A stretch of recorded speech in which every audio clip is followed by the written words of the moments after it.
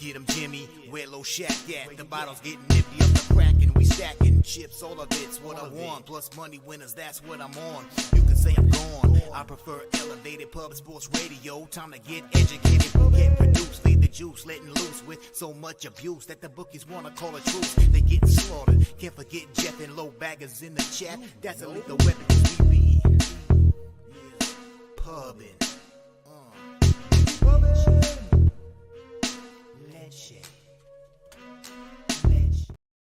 What up, cappers, gamblers, punters, hustlers, LoBaggers? Happy Thursday, August 3rd to all of you. Happy Hall of Fame game in Canton, Ohio to all of you.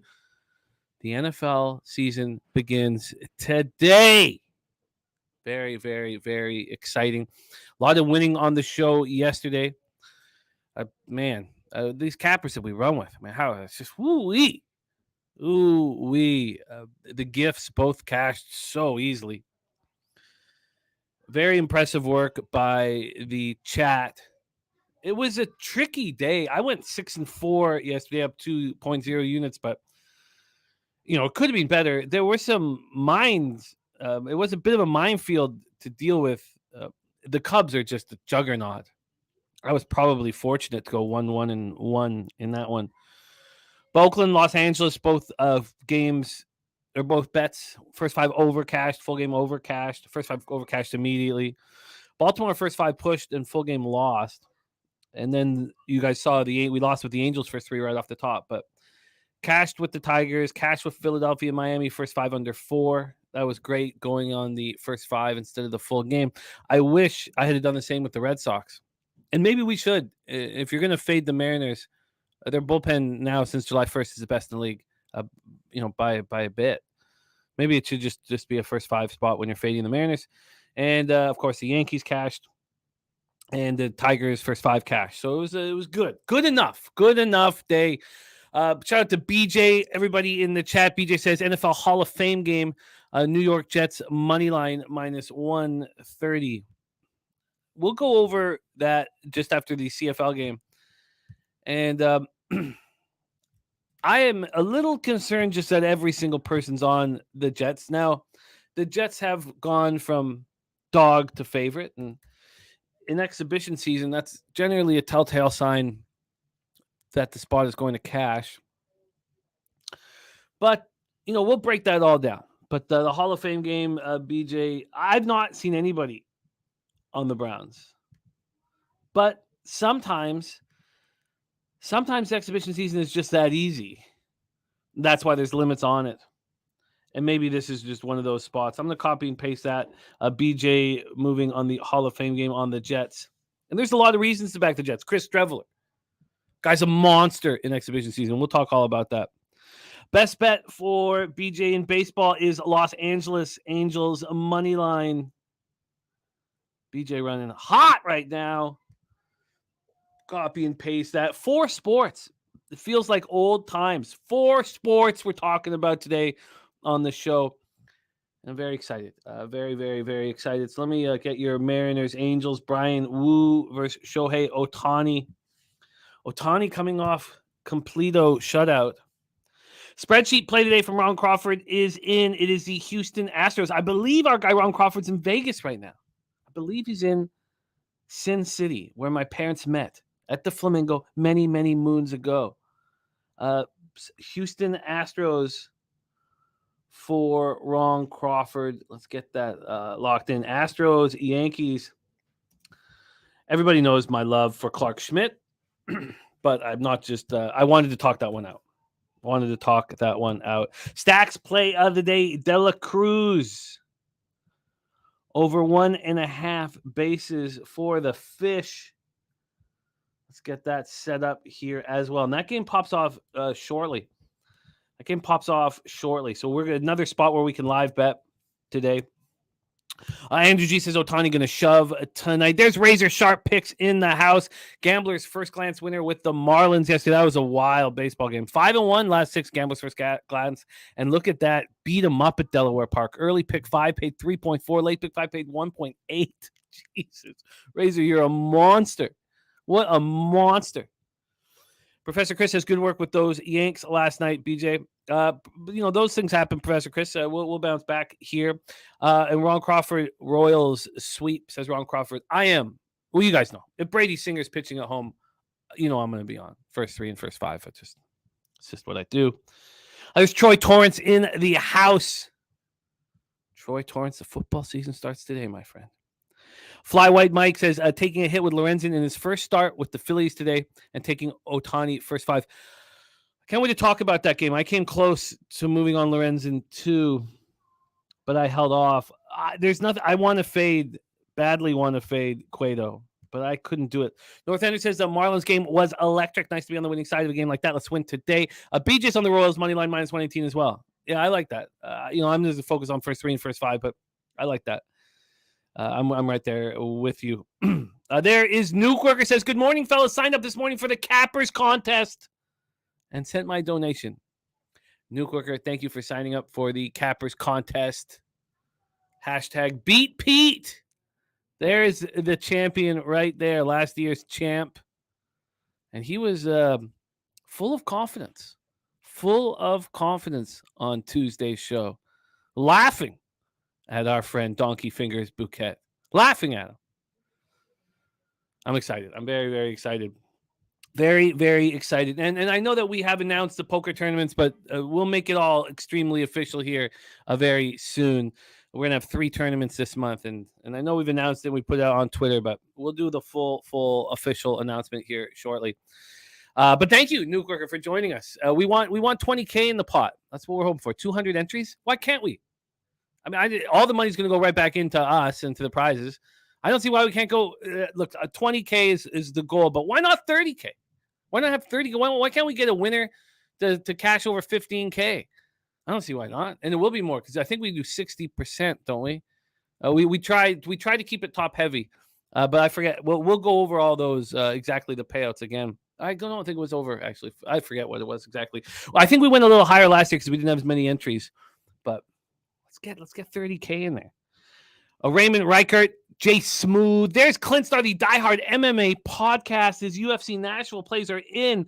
I didn't realize I was, heavily liquidated at a fight party on Saturday. I did not realize that Clint had dominated the card the way he did. I don't know if you guys know how big he dominated.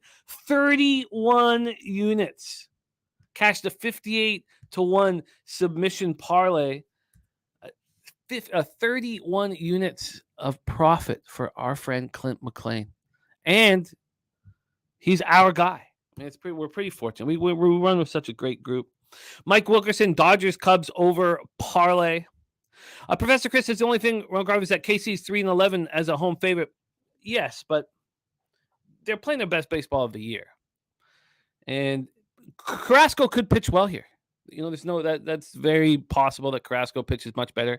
He's been horrific the last 2 games, and he could possibly pitch better. It's all possible. There's Mike M in the house. How about Mike M? Newt Bar said his only look on the Cardinals was Newt Bar, homer and RBI. Cashes that in the 2nd inning? Mike M in the house.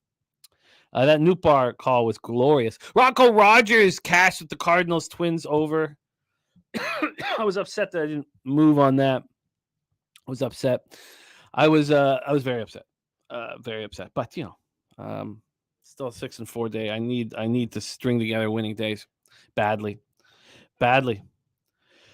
Mike M says Razor smashed that pick 5 game yesterday. Shout out to that fella. Yeah, man. Rocking and rolling. Reclaim James in the house. Andrew G says, let's go NFL. How we've missed you. Wine Time Sports ready to eat. Atlanta Wake and Bake. TJ Sweaty Butcher. LJ from H-Town saying Cubs at home first 5 over is a money machine right now. Stay cashing. Andrew G says Alex Cora screwed me last night. Yeah, it was. And Wine Times says epic comeback by the Marlins last night. Raymond Reichart said got hit in the prison pocket on White Sox first 5. I was fortunate because I kind of liked that look that you guys were on. Cease is obviously not trying right now. Flywhite Mike says I rode the Jets first half minus a half. Razor Sharp Pick says, has anyone checked on Jose? Is he okay and alive? I'm not sure if everybody here in Low Bag Nation knows exactly what's going on right now, but there's some big things going on with our young Jose. He has upset the entire country of South Korea. And they are joining hands and attacking Jose.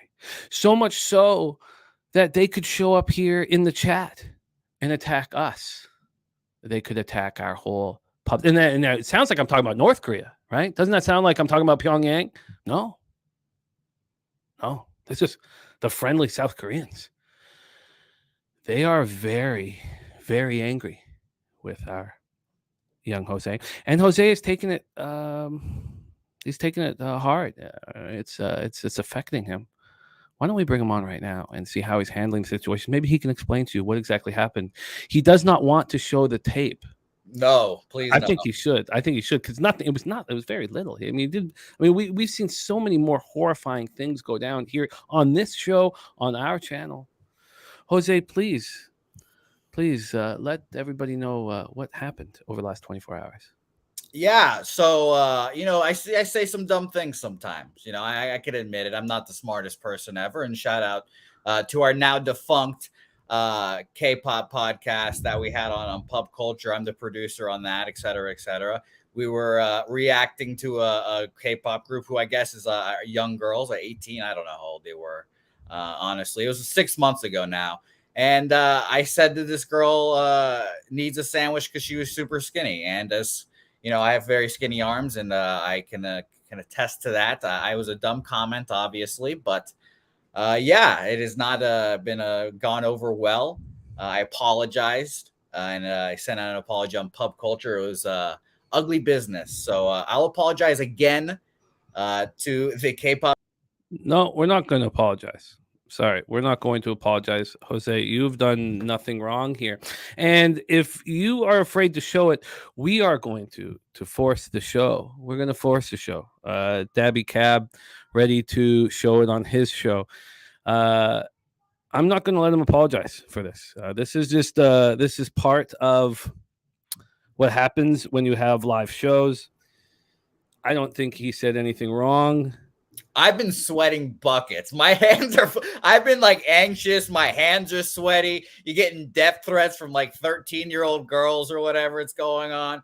It's been ugly. It's been ugly business. I didn't understand that the K-pop community could be like this, but that's what happens, I guess, sometimes.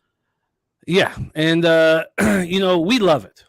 We love what's going on here. I know that this is being tough on you, and we may Christopher Comatini still doesn't understand what happened. Yes, because we're not showing the clip.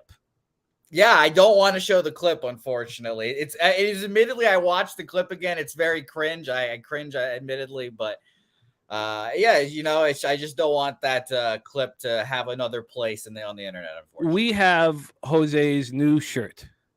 It's this. There it is, right there. A picture of Jose with a K-pop group behind them, dancing, a skinny K-pop artist dancing with a sandwich. That's what we'll have. Yeah, it's ugly business again. I feel bad. By the way, of course, I have a play on the Hall of Fame game. So no, we're not changing the subject. No, of course. We're not changing the subject. Nope. Sorry, pal. We are not changing the subject. So this is going to be more involved. Live with me for the rest of my life. I'm going to be body shamer Bouquett now. Well, we're going to. Yeah, they're all saying play the clip. Look, I won't force him to play the clip, but here is the best news of the day. Right there. And so it can be found tonight. The unmuted mic. I don't think they're going tonight, unfortunately. Oh no, really? No, I don't think they're going tonight. Damn. I saw the pics of our next guest, and let me just say that I was interested right away. Yes, I think that's next week. But yeah, Stabby Cab can play it. It's on the internet. You can find it. I promise you. You got a lot of support here. Yes, I appreciate it. A little anxiety cough. Sorry. No problem. No there problem. you go. It's probably if you can find it very easily. But yeah, it's going to be an interesting day, and I'm glad that I can get away from the Twitter machine or X for a little bit and be with the family. So that's nice to see. Yeah. Relax. No, this is the most exciting thing that's happened to our channel all summer, and we're all very excited about it. And I've got a lot of messages about it too, and not even the death threat messages, just messages from our cappers too, for being like, "Oh my gosh, what did you do?" So I appreciate those messages as well. They've helped my morale as well. I appreciate y'all. Well, there. So you guys. Oh no, Razor commented on the post and is now getting attacked too. So yeah, I would appreciate you guys don't go into the eye of the hurricane. It's ugly. It's ugly business in here, man. It's really ugly business. I'm gonna have to. I might have injured relations with the country of Korea and the U.S. as well. It might be a bad time. And by the way, I'm getting called white too in those comments. Nice. Well, nice. Unbelievable. That was the most hurtful thing. The death threats are one, and then being called white second. I was like, oh my God. Yeah, it's funny. You get upset by being called white, and the Koreans desperately want to be called white. It's fucked. Yeah. It's fucked. What a day. By the way, that is the first thing I saw when I walked out of Oppenheimer last night. I was like, oh my gosh, what is going on? So it's fucked. Yeah. And shout out to you, Reclaim James. I know I'm the fucking Oreo, or not the or I'm a coconut. It's fucked. Well, this is great stuff. Fly Wide Mike says at least South Korea took out Germany today in the World Cup. Oh God, that hurts you. I know that hurt. It does hurt me. Yeah, that did hurt me. I didn't even think to worry. You didn't even watch the game. Like, no. You're like, oh, I'm good. Yeah, I didn't even think to worry about that right now. All right, it is time to move on. But a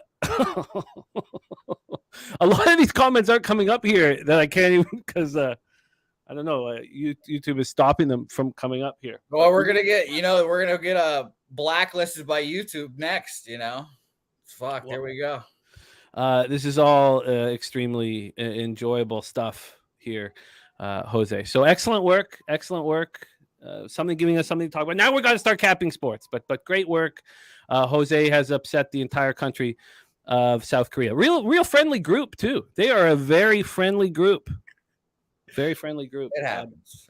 I imagine that this is going to open up now even more because I think that our friends are going to back you up, and this is just going to. Yeah, I can't. The gambling community versus the K-pop community just head to head here. I did not expect this to happen, but this is going to be fucked. I don't know what kimchi is, Nate Dogg. I'm sorry. I don't know what that is.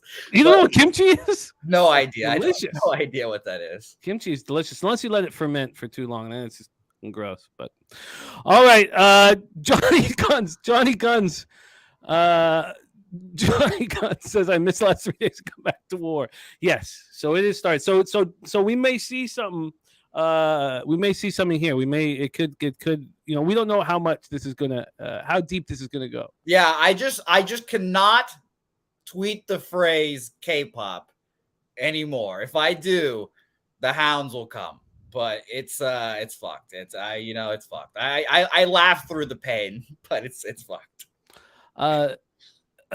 Okay, we gotta get to work. Dennis, it's at 8 p.m. Eastern, the poker game. 8 p.m. I hope that is late enough for you because we're gonna be live here. We can't be too late because we got to prep and set up for tomorrow. We gotta cap tomorrow's card too. So I don't want to be playing at 2 in the morning. So it'll be at 8 p.m. All right. Razor Sharp Picks has one final question. Does Helga also does Helga have anything to do with you still? So those are two questions. We're of course, we're not officially together, so I can't announce that yet. The wedding not officially planned yet, so you know how that goes, obviously. But yeah, no, she just said, "Oh, I'm worried about your anxiety because this is going to be interesting." But yeah, she was disappointed. She was nonplussed. She was nonplussed about the comments, which is fair. It was stupid comments. So, all right, well, let's get to work. Let's let Morgan Spooner. Let's Morgan Spooner finish this off. All right. I know that we've got a baseball game popping off here in 47 minutes. So why, maybe, what we should do, Jose, let's cap that game because we're going to talk CFL and NFL. And I don't want people saying, 20 minutes the game time, 15 minutes game time or whatever. So why don't we just cap this first MLB game right off the hop here and roll. So we're going to start 12:10 p.m. Eastern. The Philadelphia Phillies 58-50, 30-30 on the road. The Miami Marlins 58-51, 34-23 at home. And Justin McElvey has given us Adela Cruz over 1.5 bases. We're at Lone Depot Park in Miami, Florida. While I get things set up, because I was set up for football, while I get things set up, what are your expectations of Michael Lorenzen's first start? His last start was a pretty big game. All eyes were on him, and he lost 6-0 at home to the Angels, and 5 innings, 3 earned runs, 7 Ks, 1 walk. He was okay. What are your expectations of Lorenzen's first start as a Philly? I honestly think he's going to struggle. I'm not going to lie. I've not been a Lorenzen guy like you are. The Tigers saw something in him, like you mentioned, and paid him the big bucks to get him to come there. Also could be like the Detroit tax, but they definitely saw something, and he pitched well at times, 5-7. They got a good prospect for him back allegedly too. So I just don't trust the Phillies again. I just never trust the Phillies with anything. Now, what's funny here, I walked out of Oppenheimer in a haze of K-pop rage, and I thought the Marlins lost that game last night, and I was like, "Fuck!" And then Dabby Cab has to tweet or wait, this is big. We must stop everything here. This is very important. Our guy Chang Kim says he's Korean and he's got your back. Thank you, Chang. I appreciate that. That's important. See, I'm telling you, I think if this was to escalate, we're going to be okay. I think we're going to be okay. I don't think I couldn't believe when you showed me the clip, I was like, what am I missing? And unfortunately, like I said, that K-pop podcast, gone now, gone forever, donezo. Because your friends were not your real friends. Yeah. Those guys not stepping up and having your back is absolute bullshit. So I hope you get yourself a ski mask and give them a rude awakening with them. Seriously, they don't have your back. Maybe you should hurt their backs. I can't believe those guys didn't have it. The only people I'm upset about are those two guys that you did the turning their back on you, canceling the podcast. Bunch of pussies, man. Yeah, it happens. They are. It happens. I get it. They don't want to be in the eye of the hurricane. That's just fucking sickening. Those guys are such fucking pussies. They're such embarrassments. If they have another show, if they start another show somewhere, we attack that show. Okay. We fucking attack that show. Fuck them. They're pulling the show from our channel. That's just that. I'm angry. That really. I can't believe that some people are so thin-skinned little bitches. I mean, man. Well, if it makes you feel better, they're just not doing the show anymore, I think. No. They're ditching you, Jose. Don't get it twisted. They want you to think they're not doing the show. They're ditching you. They're going to do the show somewhere else. Yeah, they took down their Twitters too. That was tough. They immediately pulled the Twitters down, and then the armies just came straight after me. It was fucked. It's okay. Whatever. We're talking Marlins Phillies here. Okay. Sorry. Again, out of my K-pop rage, I thought the Marlins lost last night, and then Dabby Cap texts me and tells me they won. I was like, oh, a light in this darkness. So shout out to Reverse Line Movement. I believe in it once more. We'll talk about that again here later on in the program here. But I kind of like an over here. John Cueto obviously pitches, it's kind of day to day what you get from him. He can go good. He can give you your 6 innings, 2 hits, 1 earned run, and still lose the game against the Colorado Rockies. He can also go against these Detroit Tigers that Lorenzen was on and go 4 hits, 4 earned runs there. It just kind of depends on the location on the day. I lean over, but I just don't think Lorenzen's going to have a great start here. I think I just don't trust the Phillies when it comes to pitching at the end of the day, I guess, is what that translates to. Well, I think that this is a kind of a real sharp look. TJ says he's backing Cueto, likes the matchups. Luke Murphy thinks Cueto can push here. I wasn't on this idea for an over. Let's just break it down here and then decide if we move on it and then get to CFL and NFL and break down the rest of the card, because this is the early game at 12:10. We don't have another game till 2:05. 84 Fahrenheit, 6.3 miles per hour left to right, and then it's in between 8.6 and 7.1 miles. Oh wait, it doesn't matter. It's Miami. Goddamn, sorry you guys. So let's go into the line history here for this one and take a look at the cash flow as well. So first off, we'll move over to the line history. I was not thinking about this over, but some kind of worried about Lorenzen here because, as you know, I'm a fan of Michael Lorenzen, and I've stuck up for him. He's taken a barrage of abuse. I stick up for Michael Lorenzen. I stick up for Jose Bouquett. Another funny part about this, Jimmy, they keep tagging the agency, and they're asking me to go to jail. I don't know what I would go to jail for. They keep saying, send him to jail. Well, I would actually kind of like to see you get sent off to a Korean jail just for content purposes. If I could wear a camera during, that'd be a good. That would, we're trying to get eyes on the channel, and that would help very much if you were sent to a Korean prison. I mean, that would be the best thing that could possibly happen. Would I become the new Brittany Griner then? Would people, if I got sent to the north, would people then try to get me out? Would that be a whole thing? That'd be kind of good for the channel, right? It'd be massive. This is the best thing that could possibly happen for us if that was the case. So I'm gonna push that along. I'm gonna egg that on. That's the only thing I'm gonna egg on is you getting sent to. Maybe I'll be the one that brings the Koreas together. There's been a 6 cents of movement here towards the Miami Marlins. We've already heard TJ liking the Marlins here. From a total perspective, this has opened up at 8, moved to 8.5. We saw a 9 on the board at 10 this morning, and then back down to 8.5. We know Cueto's last start was pretty ugly. It was at home versus the Tigers, 6 innings, 4 earned runs, 2 homers, 5 Ks. I'm not a big believer in him. Phillies versus righties, 235, 698 OPS. Marlins versus righties, 255, 692 OPS. They're not hitting righties that hard. Both these bullpens were heavily taxed yesterday, and I'm becoming more and more. I'm finding this over more and more appealing. 71% of tickets, 87% of cash on the under, and yet this total climbed up to 9 at one point. And they're just begging people to take the under. Jose, you have me sold. I'm not going to have time to do the whole picture and send it into my local. So I'm just going to bet it right here, right now. So I like this. Over 8.5 at -110. Sorry, I got to log in. I like where you're at here. Over 8.5 at -110 for me. I believe that that even if this isn't too offensive at first, I still think that we can get this. Maybe I should, but okay, I'm gonna fire away. So there's 150. Oh, fuck, what am I doing? God damn it! Talk a little bit more about this game here. I got to get this phone in. Well, no, do your thing. I'll mention again the markets on this game: 27% of the bets and 12% of the money on the over in this game.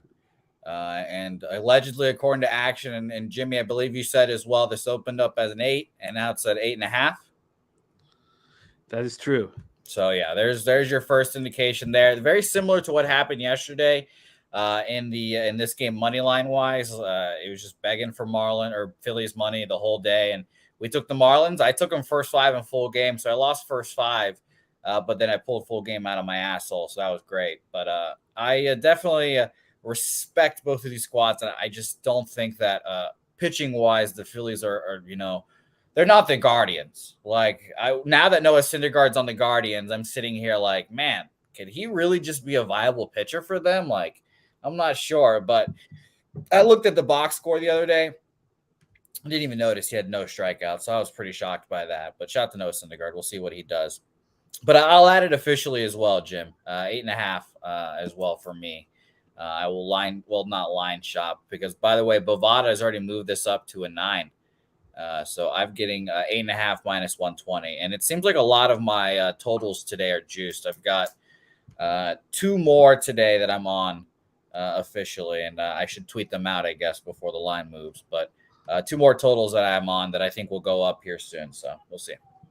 Okay, I'm just going to tweet it out now very quickly here. No worries. Do your thing.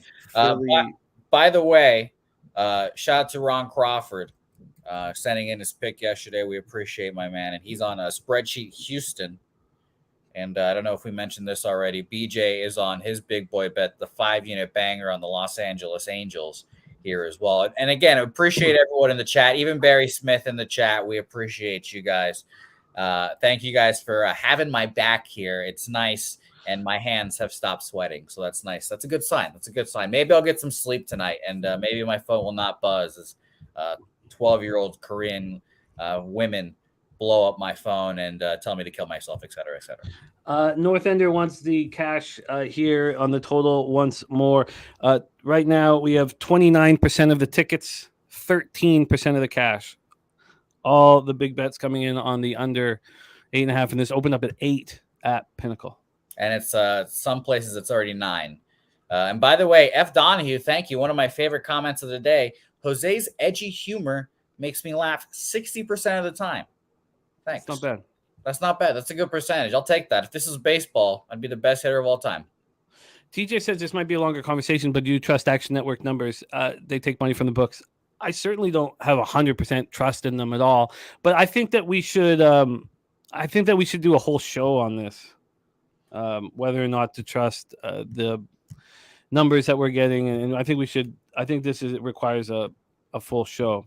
And we have a new category of shows that we're going to be doing here, a new playlist of shows at Pub that's going to be this kind of content where we talk about one gambling situation. Okay, so that's that. Let's move on from MLB. We're going to come back for the 2 p.m. action, and Jose will be rocking with us here. Troy wants to be part of the show. Absolutely, Troy. Okay, so let's move on to CFL. IG Stadium in Winnipeg, Manitoba, 82 Fahrenheit, sunny, 4 miles per hour. I really, really like this football game. And I went 2-2 on the Lions game against the Elks last week. And I know the mistake that I made on the 2 losses, and I said it on the show. I said that Vernon Adams to Dane Evans is not a big drop. It's totally overrated by the market.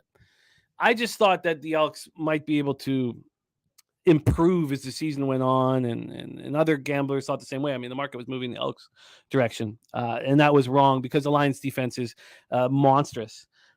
But here, the line is moving very quickly towards the Winnipeg Blue Bombers. We have an opener here at Pinnacle at 4. It lasted there for an hour and a half to 4.5, and then the jump from 4.5 was to 6, and even dropped to 5.5 at one point. It's at 6 right now, and I have interest in the BC Lions here, but I bet the first half under 22.5 and the full game under 45 a couple days ago. From a total perspective here, this is the under 45 right now. They're not moving it at Pinnacle, but it's minus 120 to the under. And I like the first half under much more than the full game under, but I bet them both the same, which is probably a mistake. I probably should have gone 1.5 units on the first half under and a unit on the full game under. The Lions come in off a dominant 27-0 victory at Edmonton last Saturday. They're coming in on short rest against the Bombers team that comes in off their bye. The only reason why I can't bet the Lions is because of how badly the Lions embarrassed the Winnipeg Blue Bombers. That's what's holding me off. Week 3, we all saw it, 30-6. They went into Winnipeg and they destroyed them. The look on the players' faces, the look on the fans' faces, it was like they'd just seen a car accident. They couldn't believe what was happening. They got absolutely destroyed, and they're an angry group. CFL teams on 4 days rest this year are 2-6 straight up. And that one win, or one of the 2 wins, was the Lions going into Winnipeg in week 3 on short rest. Zach Collaros was shut down. The offensive line for the Bombers looked horrific. They took such a beating in the press, and they've been much better since. Zach Collaros was held to 191 yards. He's rolling right now. He's gone 300-plus in his last 2 games. He leads the league in pass efficiency. And they got Kenny Lawler back. They got Kenny Lawler back in week 7, so he gets to play a game, the star wide receiver, and then he gets the bye week. He caught for 93 yards. This Lions team is rolling. Their defense is so good. It is so good. Yes, there's a Hall of Fame breakdown right after this, Rem. Their defense is just so good. The under is 5-2 in the Lions 7 games this year. The under's gone 4-1 in Winnipeg's last 5 games. The under is 7-1 in the Lions' last 8 games on the road. This is as healthy as the Bombers have been all year, and they're extremely angry. They're extremely angry. OV 740 Lock says Caleros is from his hometown, Steubenville, Ohio. 740, stand up, respect. Respect. North Ender looking at the dirty peg. And, yeah, because I got the 8.5 minus 110 as well. Equanimus, it's going to be a defensive game. It's going to be filled with anger. It's like a playoff type game here. And I love BC Winnipeg first half under 22.5. BC Winnipeg full game under 45. And I guess I do sort of have a lean towards the Lions, but I can't get in the way of the rivalry. So that's at IG Stadium. That's tonight at 8:30 p.m. Eastern. It can be found on CBS Sports. And there we go. That is CFL. Let's move on to the National Football League Hall of Fame game. We're back, baby. We are back. And Jose's New York Jets are in action, and everybody is on Jose's New York Jets. Everybody. Are you on your New York Jets? Of course. We've got a future top 10 quarterback starting under center. Chris Streveler? Zach Wilson, who I have not one, Jimmy, but 2 Zach Wilson jerseys. Proud owner of our backup quarterback jersey. Wow. I believe in this Jet squad. They're getting their shit together on the offensive line is really why I believe in this Jet squad this game. But I'm excited. Wow. We have somebody else who may be going to jail with you. Dabby Cab.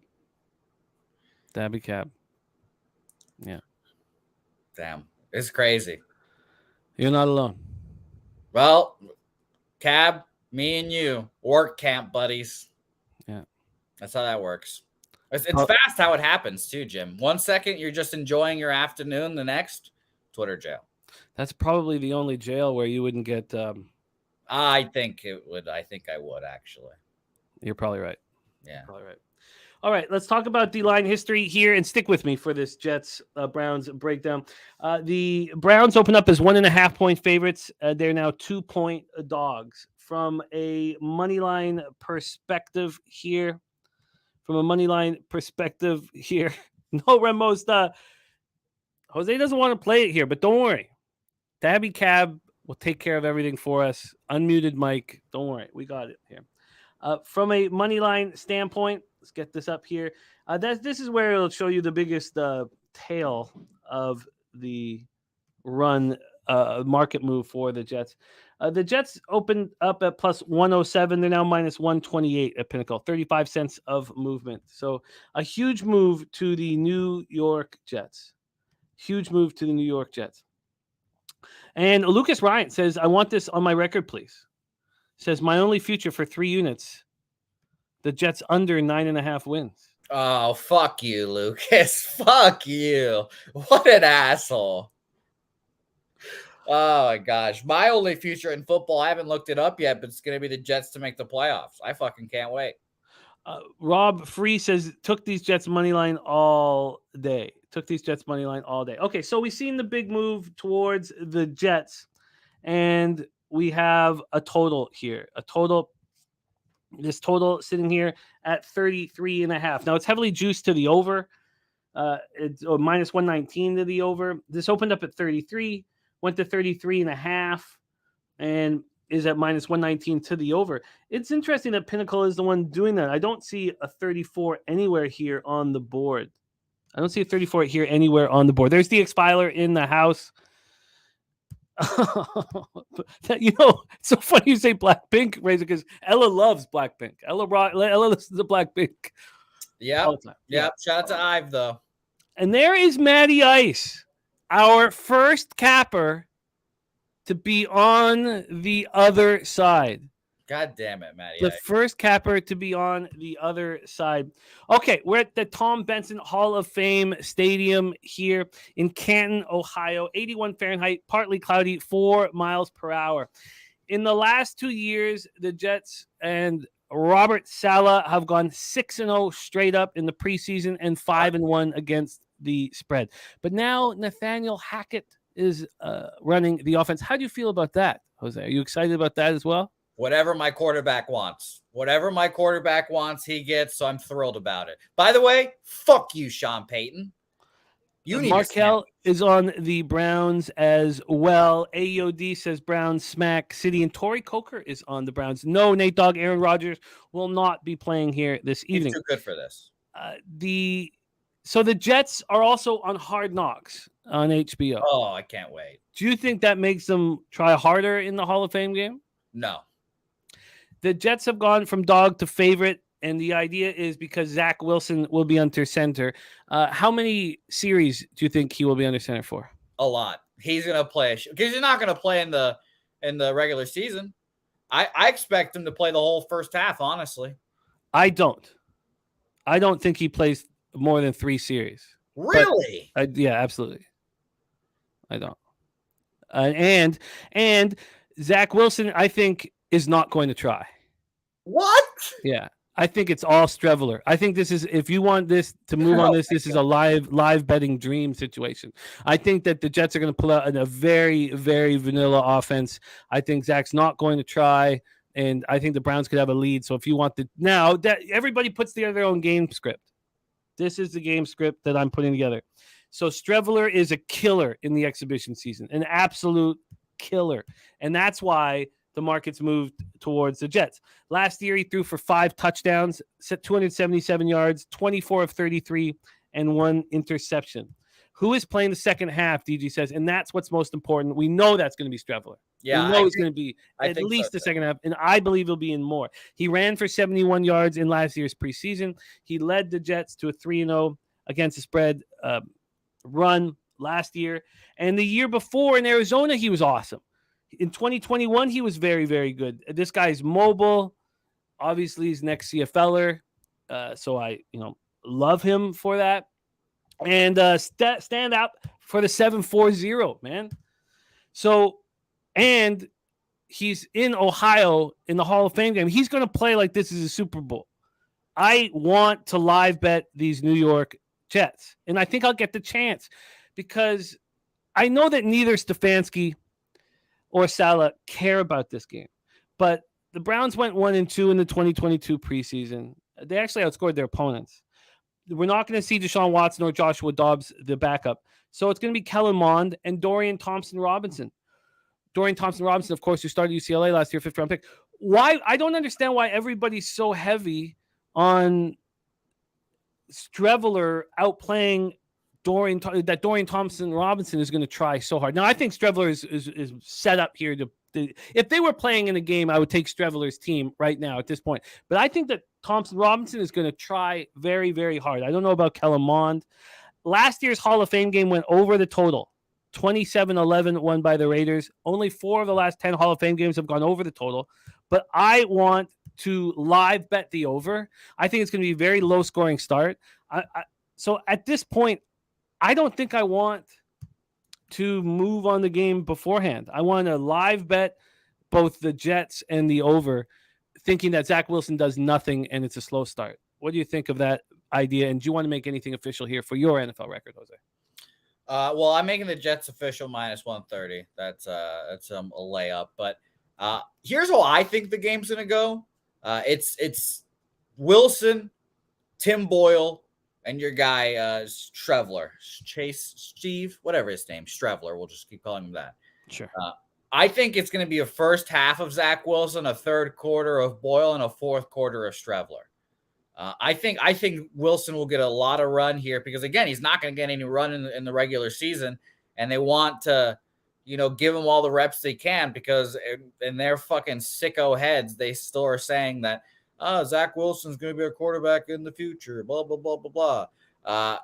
I don't believe in Kellen Mond. He was horrible at Texas A&M and at the Minnesota Vikings. So bad that do you remember Don Zimmer? I think the name is the coach of the Vikings. He was named. He even said they were talking about why isn't Kellen Mond playing? He said, I see him in practice.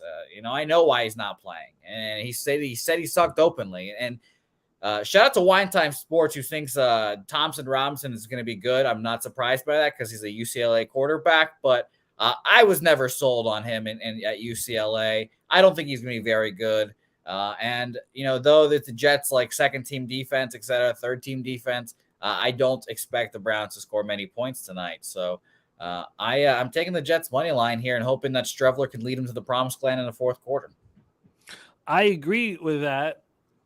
And I'm going to bet it live. I think that Wilson is not going to. I'm not shitting on Wilson here, although I don't think he's mentally capable of being a winning quarterback in the NFL. And he's just, you need your offensive line to fight for you, and you need your team to fight for you. And people don't want to fight for that guy. Well, the thing that it makes me feel better about that is that a lot of the offensive linemen, and who knows how long they'll play, but at least in the first few drives or et cetera, a lot of the offensive linemen will be first teamers fighting for jobs. Like, shout out to maybe my favorite player on the Jets, Mekhi Becton. He's been hurt for the last 2 years, and everyone's been really disappointed in him, but he got into great shape this offseason, looking good. And he's going to be playing in the first half to try to get his starting spot back because he's not a starter right now. My favorite thing about Big Bob Saleh is you know what, motherfucker, you've been hurt. Earn this shit because we got guys that could play that played while you were gone. And I expect Mekhi Becton to play good enough to start eventually, but I think the offensive line will be going out there to make a point. The Jets draft picks are playing. I think they had a fourth and a second round pick going out there to play as well. So I'm genuinely, this is the first time since Mark Sanchez was the quarterback that I am genuinely excited to watch a Jets football season. And shout out to my guy, Ryan Fitzpatrick, who is probably the second best Jets quarterback in my lifetime. I got me pumped up in the middle of the season, but I was not pumped going into it. I'm very excited about this Jets season, and I'm very excited for Hard Knocks. And this Jets team is going to be very good. Well, I'm excited about live betting this game. I'll be watching it very closely. I have an expectation of Wilson to do very little. I don't think Kellen Mond will do very much. In fact, if there is a pregame bet to make, first half under, as our guy Piker was saying.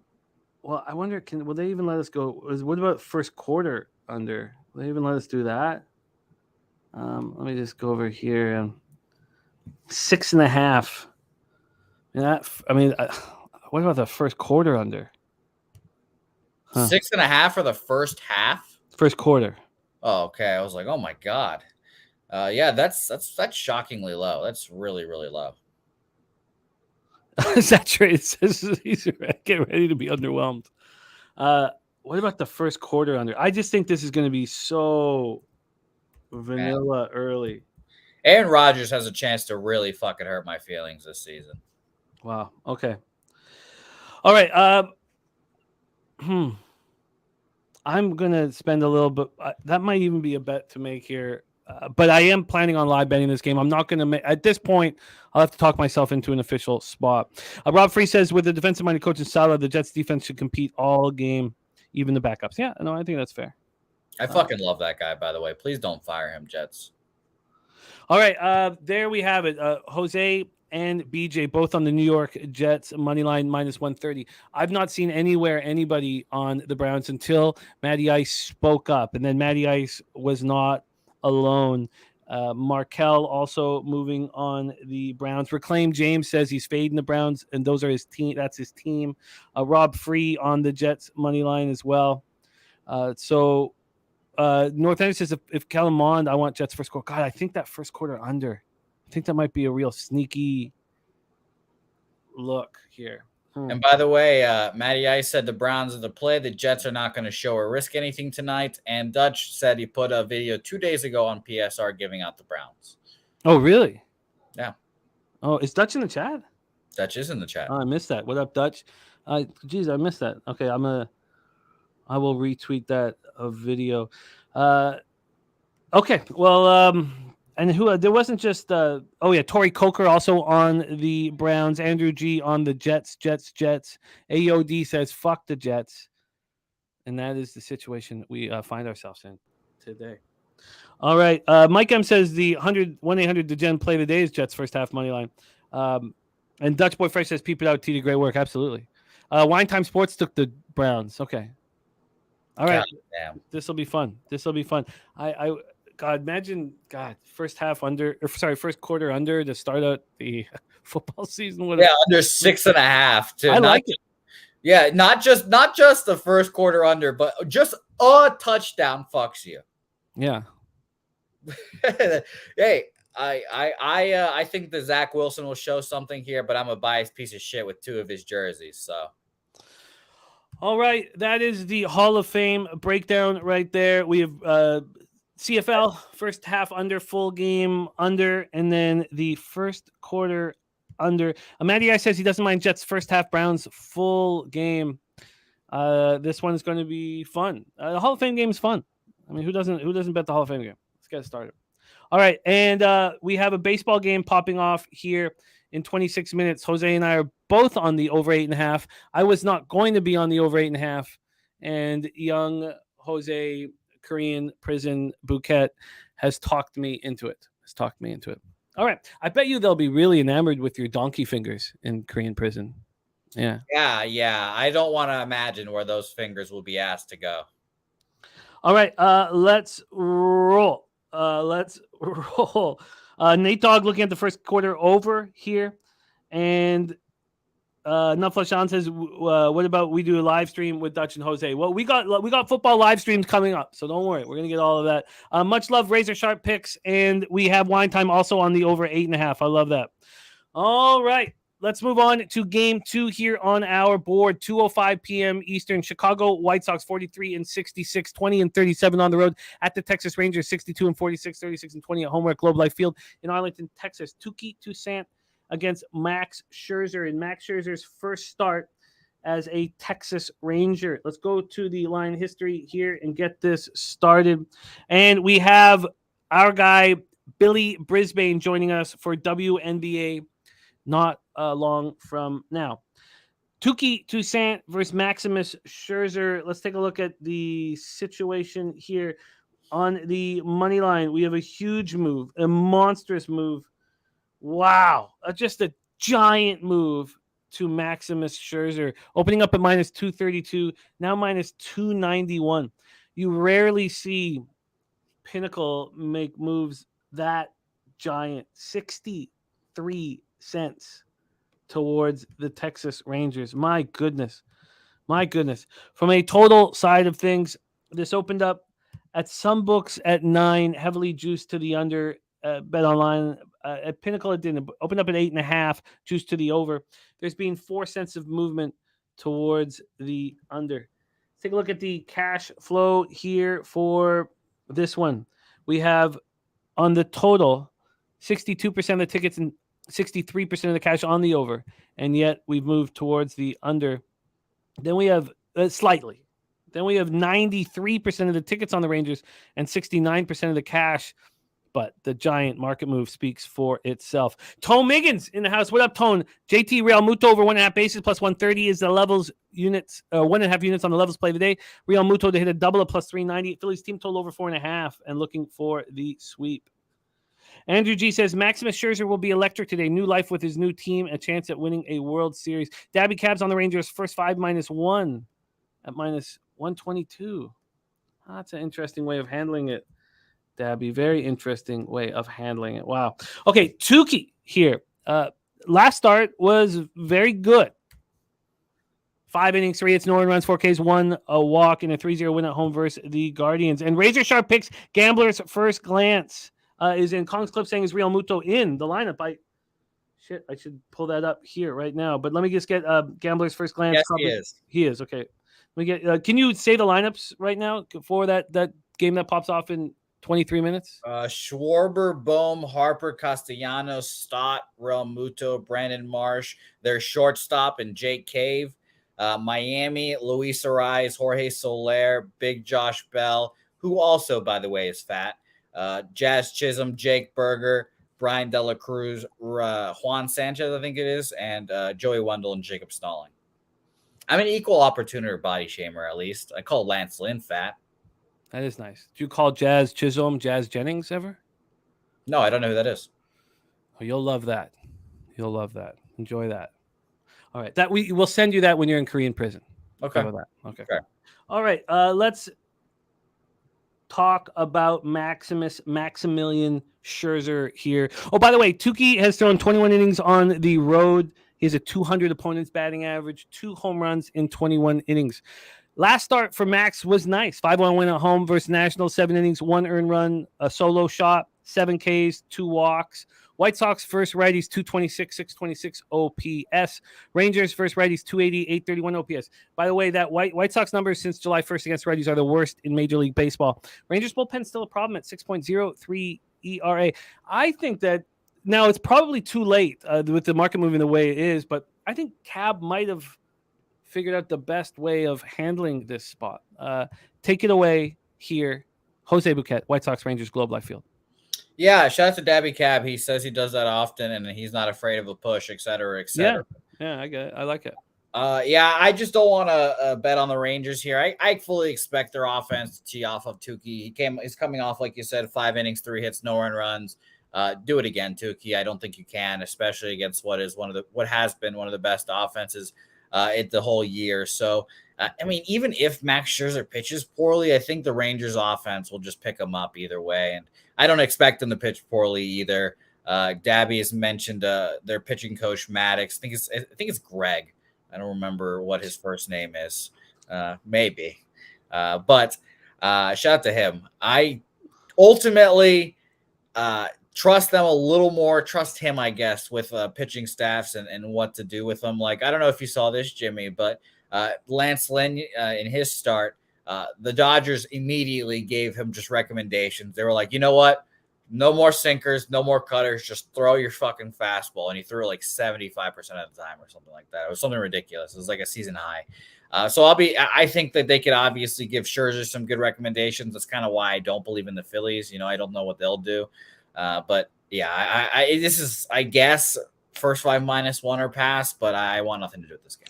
You can't even really bet the first 5 -1 anymore, sadly, because the first 5 -1 that Dabby got at -122 is what they're offering basically for the first 5 -1.5 now at Bet365. The line has moved too fast. And it's Mike Maddox is the Rangers. I was thinking of, I had a whole deep dive on the 90s Braves. I knew it wasn't fucking Greg, obviously, but I was the only name that came in my head. I was like, oh, what's his name? I was like, it's not Greg.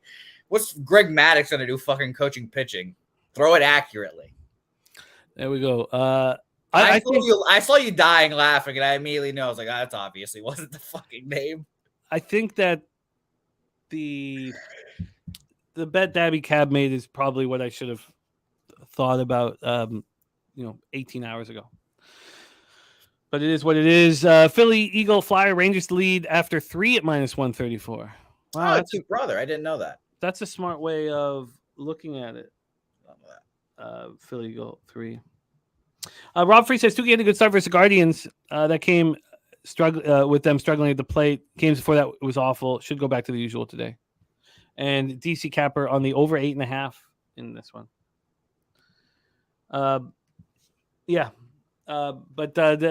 Okay, we can just move past it. DC Capper on Texas -1.5 in this one. Fopatashi, Texas double result. So there are other ways to look at it. Fopatashi came out with one with the double result, and then the Rangers lead after 3. I mean, both of those. I'm going to copy and paste both of those and just take a look at what they'll be after the show here. It's okay that I'm just, late to a party. I've got action today, but I think you guys nailed it. And look at that, Nate Lowe. Nate Lowe, the ribeye play of the day is in, and it is Nate Lowe. Let's get this here. Nate Lowe. And what was it? So I got the Rangers lead after 3, and then Fopatashi's both double result. Okay, got those both locked in here. All right, so you guys are all over this game. Let's move on to a game that I am all over. It's Brady Singer Day, Jose. Yeah, and this is a shocking line for him too. No, but it just makes perfect sense to me. Like this didn't surprise me at all.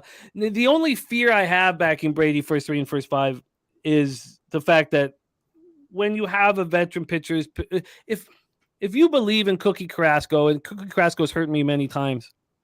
He's actually, I've backed him a few times with success, but he's hurt me many times. With Cookie, he could bounce back after 2 horrific starts, right? Can't he? Possibly. Yeah, I mean, I don't remember who said it, but someone it stuck in my head. It always says Cookie Carrasco pitches well when no one expects him to pitch well, and after 2 1/3 innings pitched performances getting crushed. I mean, that kind of sounds like it's one of those spots, but I don't know. Yeah, no, that's my only fear, and I'm not gonna let that take away the best angle I've had all year. Now, there's been times where I should have just taken the opposite team's team total under because the Royals haven't been scoring. The Royals are raking right now, and it's the first time they've been raking all year. It's the best they've played all year. So I'm just gonna stick with the plan, and it's costing me money. Look, do you want to bet the Royals as a favorite? Probably not, but I did today. So here we go. Weather-wise in KC, it's cooled down a lot. 82 Fahrenheit at first pitch. Feels like 89, and it will feel like 96 by 4 p.m., but still, it's cooled down a lot. 4.9 miles per hour in, between 4.9 and 5.4 miles per hour in. On with the park factors, Kauffman Stadium minus 13% home runs, minus 1% doubles and triples. So it's just plus 1% runs here today. We don't have offensive weather or an offensive situation in Ballpark Pal really anywhere here. So here we go. Robert Franklin leaning to the Orioles, and Junkie's Delight says taking the Jets a death sentence. I've already got one. Yeah. Jose's going to be in a Korean prison soon, so don't worry about that. We're not concerned at all. All right, here we go. Kauffman Stadium in Kansas City, Missouri here. Carrasco versus Brady Singer. And BJ's on the Royals money line. 2 units. Says, I see value on them even at this price. Mets are simply a fade, and this line with the Royals being a favorite tells you everything you need to know. I think that's well put. I'm focusing on first 3 and first 5 just because I just want Brady and only Brady. But I get what your thought process is here, and I like it. For the total, we haven't seen we have seen much movement. Sorry, I thought it opened at 9.5. This opened up at 9 as a pick'em. It moved to 9.5 at 9:50 this morning, and now it's 9.5 at a pick'em. So we have a move to the over. Let's take a look at what we have for this money line. Money line here. Sorry, gotta take a second. I gotta have this up on another side, and I'll have it up there while that's loading. Let's take a look at the cash flow here for the Royals. 74% of the tickets, 71% of the tickets, 77% of the cash on the Kansas City Royals, 71 and 77, and then 77% of the tickets and 69% of cash on the over. Let's go back to that money line once more. 71% of the tickets, 77% of cash on the over. We've seen when you see, like in NFL, when you see a team with a poor record, a favorite against a team with a much better record, it's so telling. You just have to have the balls or wherewithal to trust this horrific baseball team. And few people, not everybody does. And I get it. I get it. But and this line's moved back. There's been buyback on the Mets. This line opened at Pinnacle at plus 100. Moved to minus 109 at 10:39 p.m. Moved to minus 122 around 1 a.m. So there's been 8 cents of buyback since then, but a 14-cent move towards the Kansas City Royals I'm very comfortable with. And Reclaim James says he can't believe he's about to be on the Royals as a favorite. This is all about Brady Singer.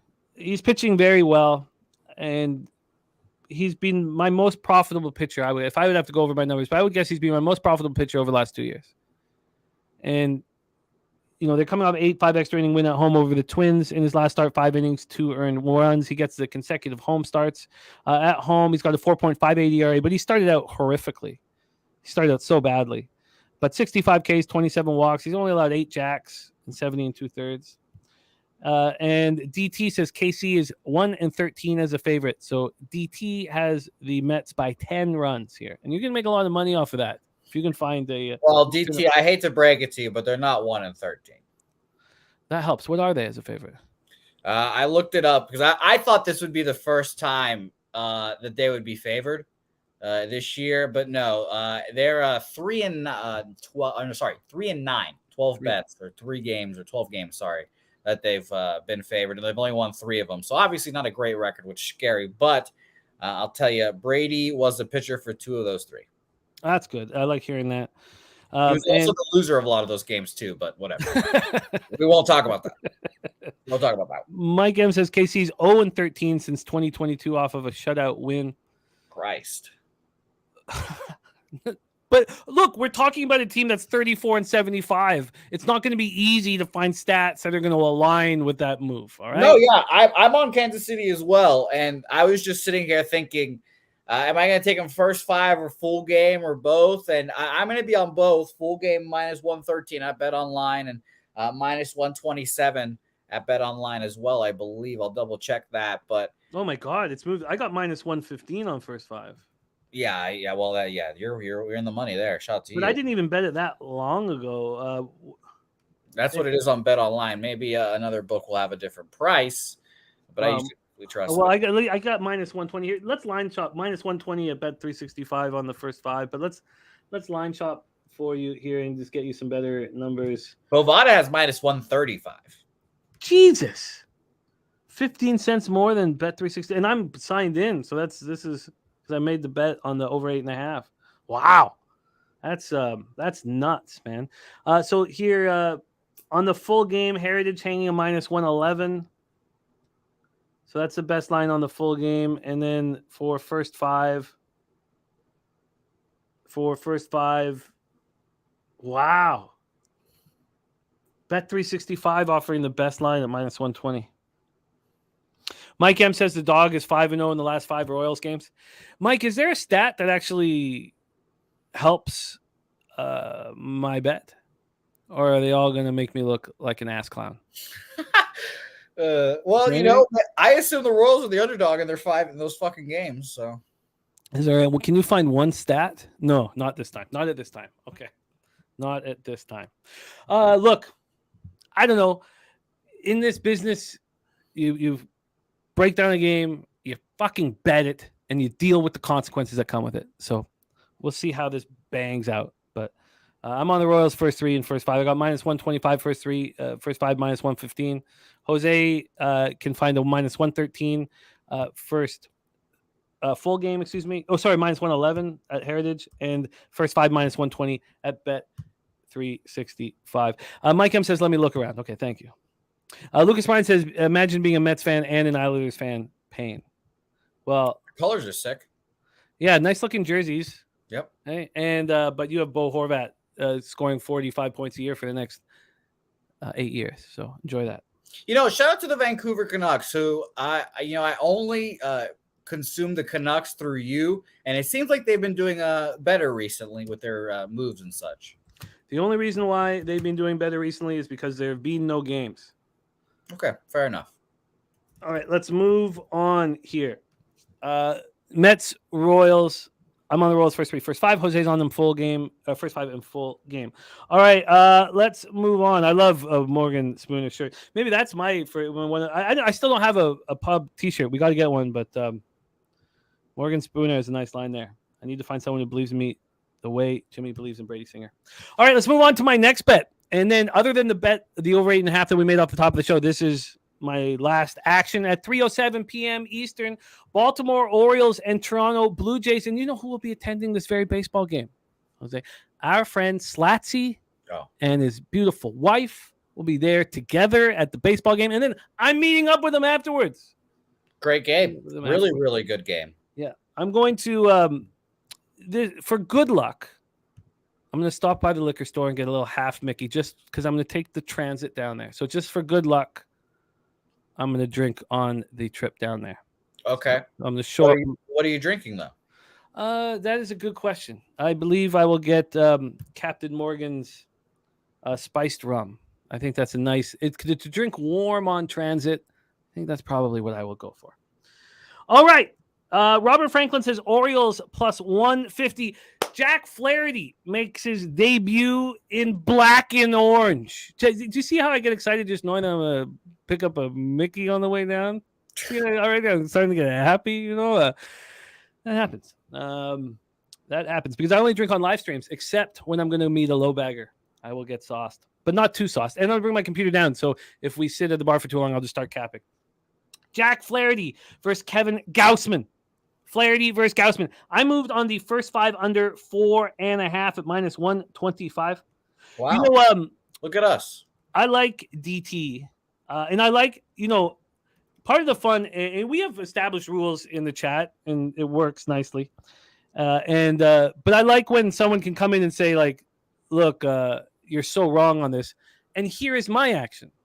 Because I hate it when people say, you're wrong, you're fucking terrible, this is awful, but then they don't give us their action, So I like that, DT. Respect, my friend. I'm going to copy and paste it. Our guy, DT, is on Mets, Orioles, Astros, Brewers, and Cardinals. We have heard, though, that Gambler's First Glance is on one of my favorite pitchers, Clark Schmidt. Mr. Schmidt. Fishy line there, too, and I thought about backing the Yankees again, and I was like, oh, God, what a sicko.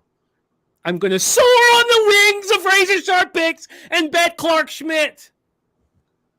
All right.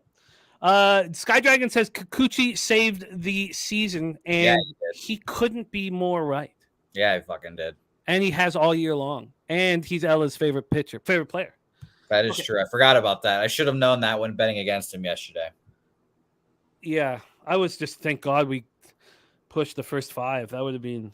Sky Dragon says under and Baltimore for him.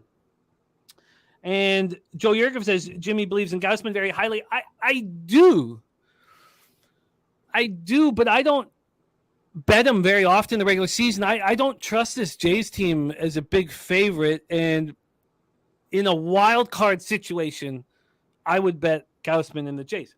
And the Jays, what did they get? 3 hits yesterday? I mean, talk about a team losing the game on their own. The Orioles did that. So Flaherty, Gausman, let's go. So the roof is going to be open. It's a beautiful, beautiful night here. So let's go to. Blue just got 3 hits yesterday. What the fuck? Did you see that the 3 runs that were scored? It was 3 walks and 2 hit batters. That's sicko shit. I did not. Oh, it was horrific. Like, it was just. I just kept tuning in to watch Kikuchi fucking escape from jams. I watched him almost fucking rip his shoulder out trying to catch a ball from behind, and he was pitching fine after. Jesus, what a sicko. It's getting up to 97. And he popped his shoulder out on one pitch when he tried to do it. He pops it out, pops it back in, and keeps throwing. He's a sicko. Sky Dragon says that Ella has great taste too. So thank you. I'm very proud of her. BJ says, I did not bet the game, but that line is just like yesterday when I took the Marlins. It's simple. He's with Razor. It's Yankees or nothing tonight against the Astros. All right, back to work here. So 78 Fahrenheit. It's absolutely beautiful here tonight. Not hot enough for my liking, but it's beautiful. 10.8 miles per hour out to right. 10.8 between 10.8 and 11.7. Nate Dogg is doubling up on the Jays. First 5 and full game, and Gausman over. Nasty Nate says, what was the look on the White Sox game? Unfortunately, it's too late, Nate. The best look that we saw. Oh, but I can give you some props. But the best look was when Dabby got in on the first 5 -1 at -122. The Bet365 right now, the first 5 -1.5 is -115. So it's almost right there. We have on that one, we have the ribeye play of the day. That's what you need, Nasty Nate. Get some ribeye in you. Nate Lowe, RBI at +160. Tone Miggins gave us. Oh no, that's for the Phillies game. My bad. But Fopatashi and Philly Eagle Flyer did find possibilities for you. They did find the possibilities are the Rangers lead after 3. Philly Eagle Flyer found that at -134, and Fopatashi found the Texas double result -115. Lucas Ryan says, so happy to be rid of Flaherty. Jeez. I really think Jack Flaherty is going to be the best, like, new face in a place player. Like, it is just, I think he's going to pitch so well, and maybe I'm a biased asshole again, but I will be interested here. Nutflush says, I told you yesterday that the team total over 3.5 for Baltimore was so damn fishy. It was. It was. And when we talk about these market moves, like the money, where the money is, that's not the most important thing. It's putting everything together and getting an answer from it. We talked about that you're right. The Orioles and the way he's been pitching, even though the Orioles rake lefties, the team total of 3.5 was very fishy. By the time my show went, the line moved towards the Blue Jays too, and that's when I was like, oh boy. Yeah, and look at the Framber Valdez start. Framber Valdez was getting lit up, pitching horribly. And his first 5 for the Guardians at 1.5 was minus 120 to the under, and minus 119 and minus 101. And that's nuts. How could that be? And of course, he shoves. All right. Justin McAfee says, I like that first 5 under. So do I. And when I got it at Bet365 under 4.5 at minus 125, it was minus 126 at Pinnacle. So a rarity getting a better line. Now, they'd moved it to 4. You had to click alternate line to see the 4.5. Wow. Has the game start? Jesus, this total has just dropped fast. Oh, no, it's because the game start. Why? The total's already at 7.5 in Phillies Marlins. Jeez, I don't have That's a bad sign. There's nothing. There's not even, it's 1-1 count on the first batter. That's a bad sign. That's a bad sign. Okay, back to this spot here, Flaherty.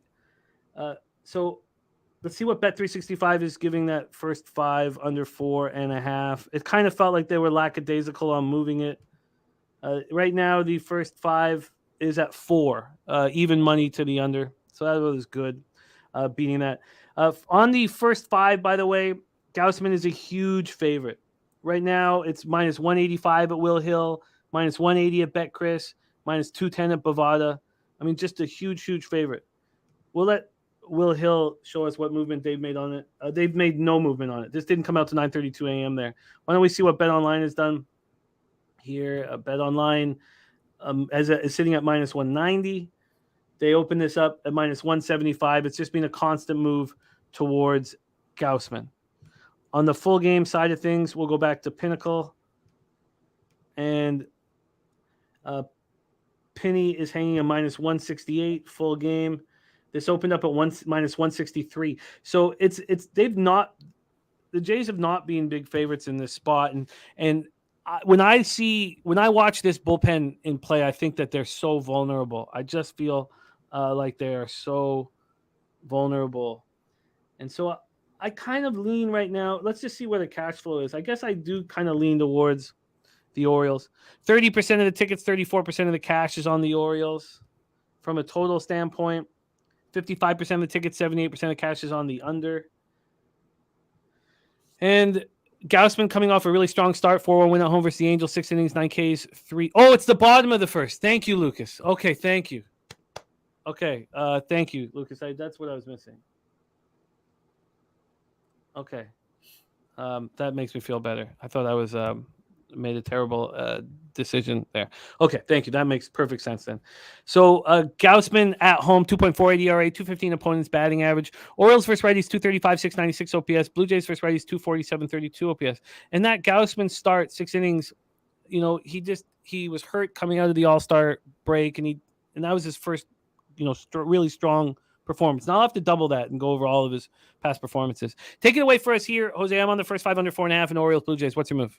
Yeah, same exact bet. First 5 under here for me. The line, I should say the market was a little different when I made the bet. It was like 30% of the bets and like 70% of the money, and that's obviously evened out a little more from when I bet it to now. So I guess that's good, but I ultimately, I like the first 5 under here. Maybe it's a little obvious. I think both of these pitchers can pitch well.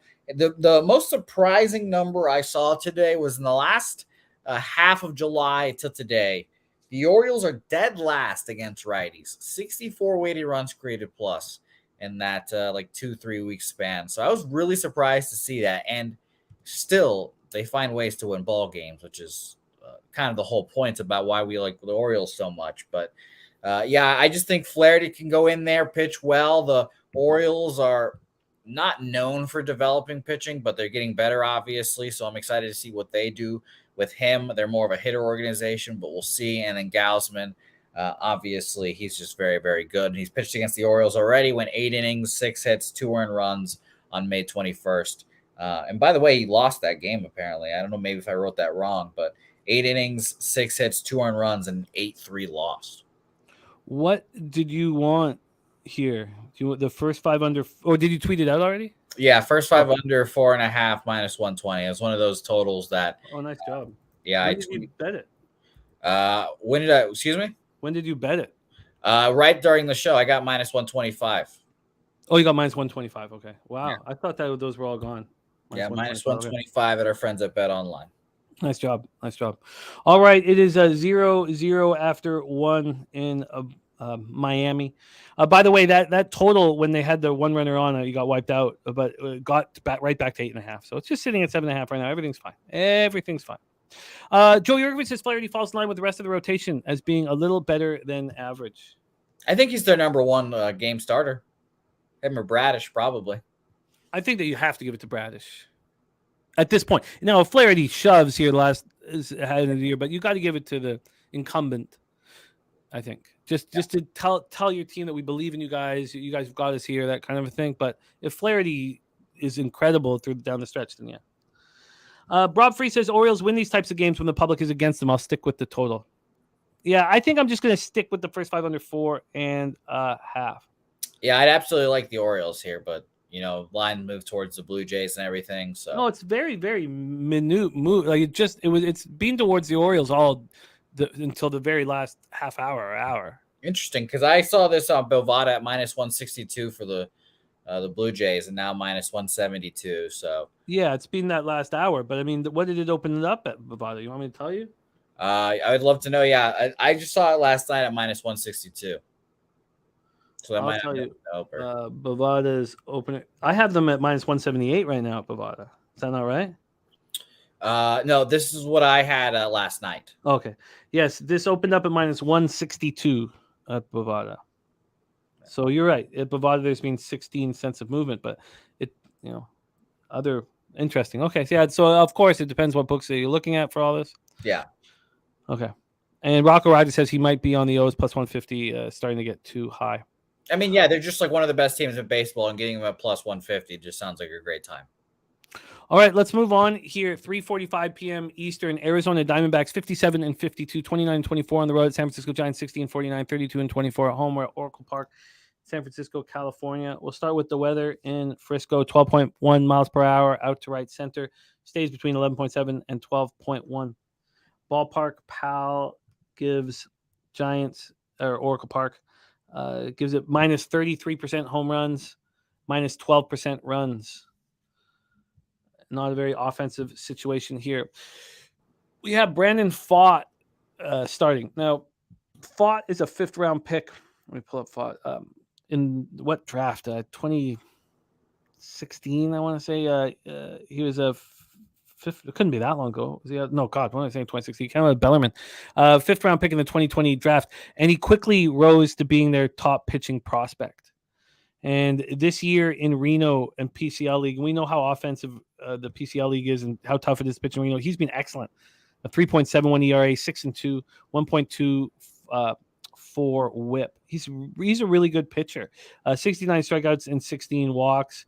And he's come into the show, and he has started 8 games for them. And he's looked bad. He's 0-4, 8.20 ERA, and 37 1/3. He's 30 strikeouts and 11 walks and a 1.63 WHIP. But he is pitching better. His last 2 starts are the best starts of his career. His last one, he went 5 2/3, 3 earned runs, 1 homer, 3 Ks, 1 walk, and a 4-3 win at home over the Mariners. See, where is he from?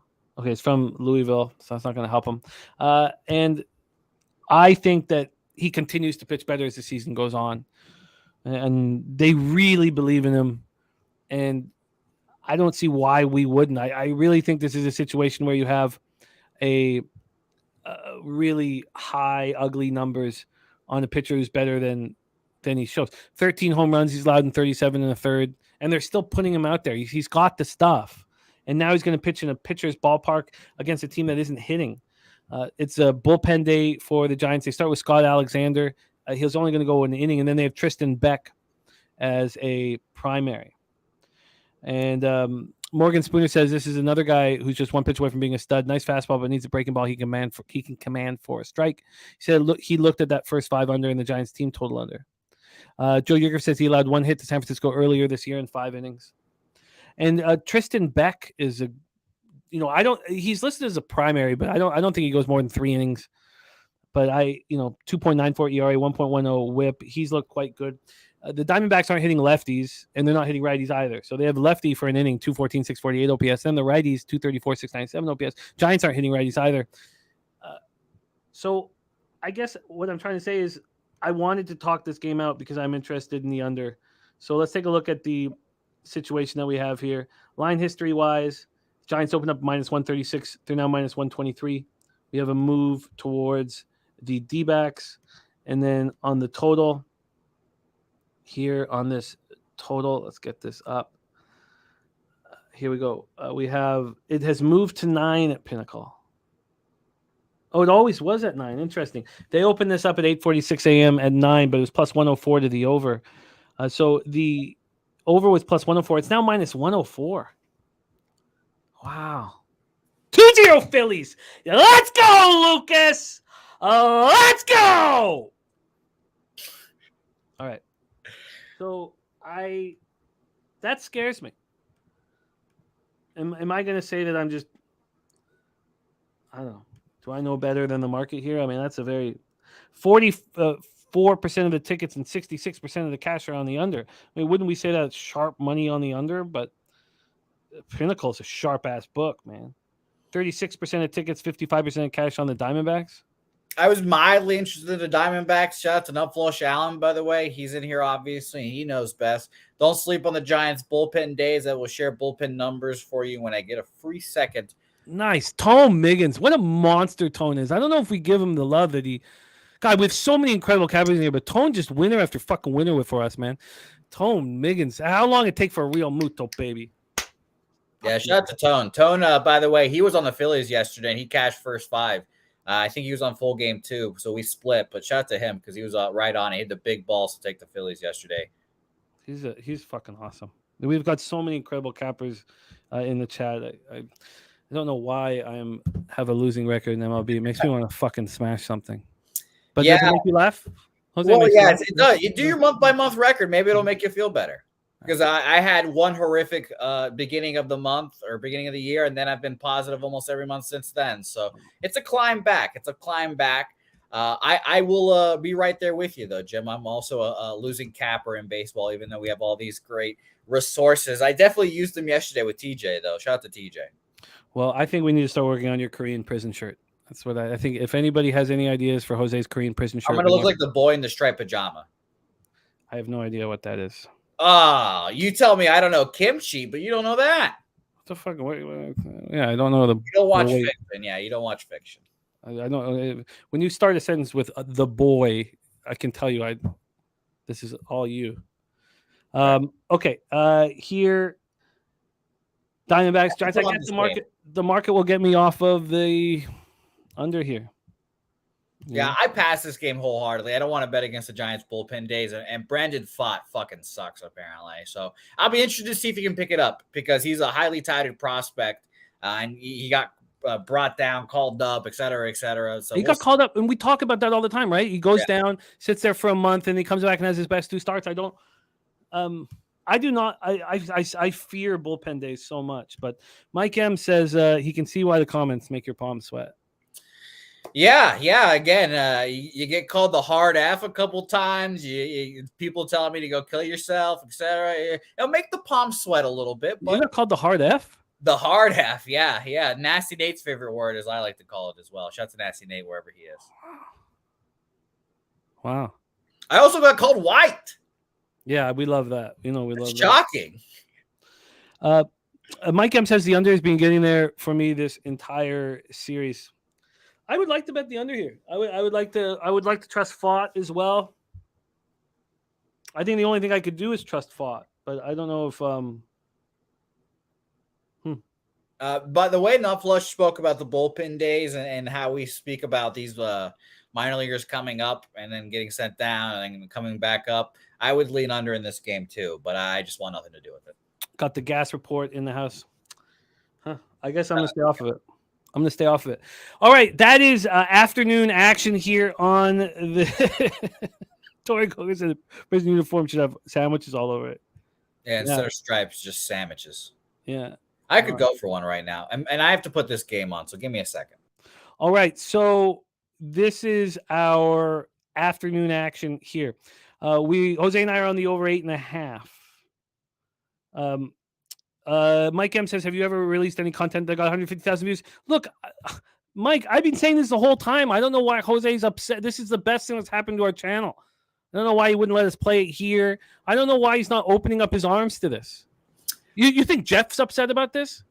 I don't think so. No, he said. No, of course not. You know Jeff. Jeff's laughing right now. Jeff is laughing. I bet you Jeff has been laughing for a full day. Laughing. Yeah. Now, I bet you he despises your partners that have turned their back on you. I bet you he likes my ski mask idea on your fucking partners that have just turned their back and now will never speak to you again and have cut their Twitter handle. Bunch of fucking pussies. Oh my God. What we Pubapalooza 3. I've got a new plan. I got a new plan for something we're gonna do at Pubapalooza 3. Listen to K-pop. All right. No, that's not it. I have a new plan. Fair. I'm excited to Pubapalooza 3 is going to be a multi-layered, a very enjoyable viewing experience. I have a new fucking plan for Pubapalooza 3. Yeah, hey, sign up today. We'll have signups. Squad draw ski mask trip. I'm sure that list will be popping. New plan. Got something. It won't make the itinerary, but I will let everybody know about it. Maybe my shirt should be just guys in a ski mask with crowbars. No. We got much funnier ideas. Okay. Nate said, "What's the plan?" By the way, again, I keep saying this every time he says something. Christopher Commentini is probably the most jacked individual on this fucking channel and in the comments. Fucking gigantic human being. Oh, nice. Gigantic. Fucking lifts heavy weights like it's fucking nothing. So perfect. And we have a bouncer too. Shout out to my guy. Yeah. I fucking can't remember his Reclaim James, man. Reclaim James. Thank you. I was gonna say Raymond Reichart, but Reclaim James. Yeah, he's a fucking bouncer too. We got bodies. Oh yeah, that's. And I got some commissary offers as well. So some people were donating to my commissary. I appreciate that. What the fuck is what is that? Your commissary is that's like your prison wallet, not your actual butthole. But when you go to the little store and you buy stuff like toothpaste or your ramen cups, you get commissary. That's what you get. Oh, okay. That's the money you use. Okay. And what is Koreans? What is their currency? I don't want to get it wrong. I don't want to say and get it wrong. So I'm good. I'm good there. Let's go. What's South Korean currency? Oh God, I bet you the conversion rate's crazy. Oh, it's won. That's boring. In Vietnam, it's dong. I was gonna say yen, so I was obviously gonna be incorrect again. I'm ignorant, and everything I say is stupid. K-pop community. No, I love it. I love that they hate you. Yeah, I know. Saturated says Forza for Jose. It's not dong. Yeah, that's Vietnamese, man.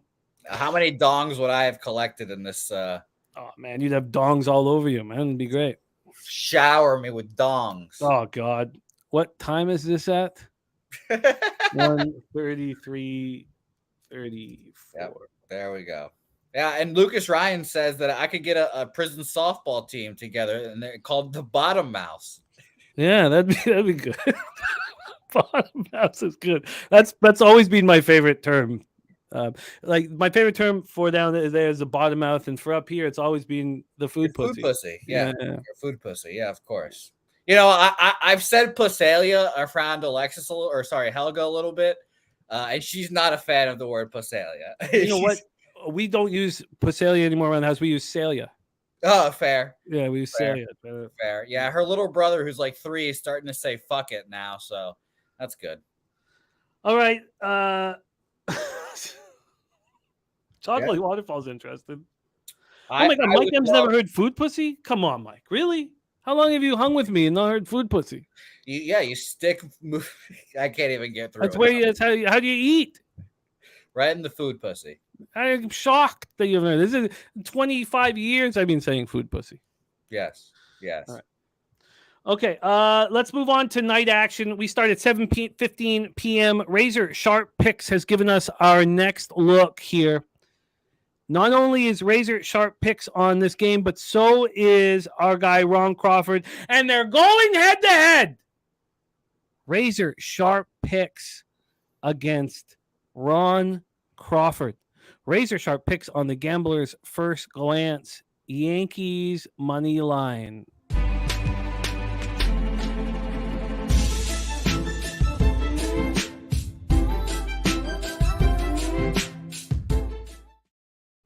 And our Ron Crawford is on the Houston Astros.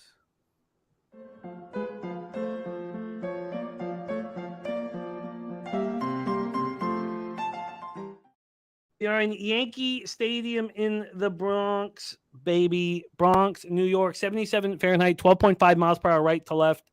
Stays between 12.5 and 10.9 miles per hour.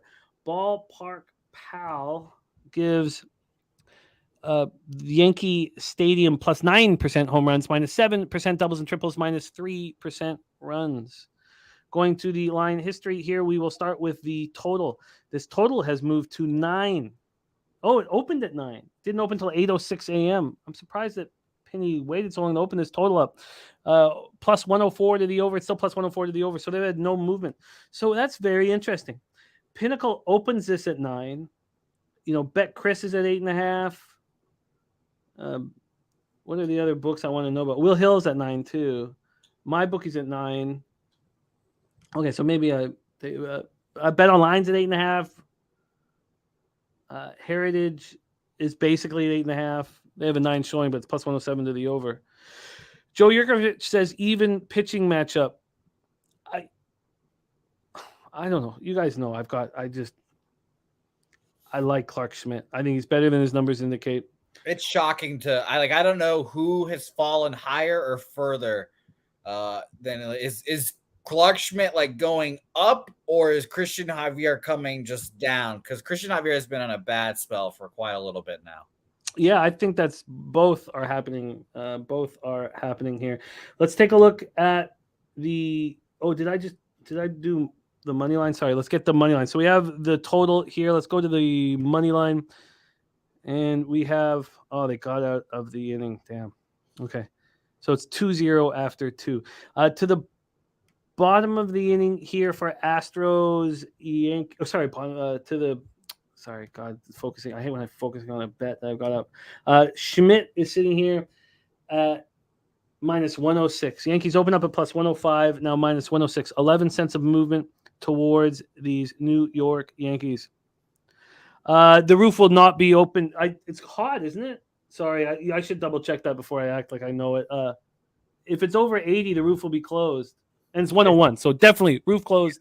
Definitely roof closed. Sweltering here. By the way, Dabby Cab, hook up my man Rem most of the video, because I don't need. He said he's going to join Barry Smith on a smear campaign against me, and my emotional state can't handle that. So no, but you're getting more comfortable with all this now, right?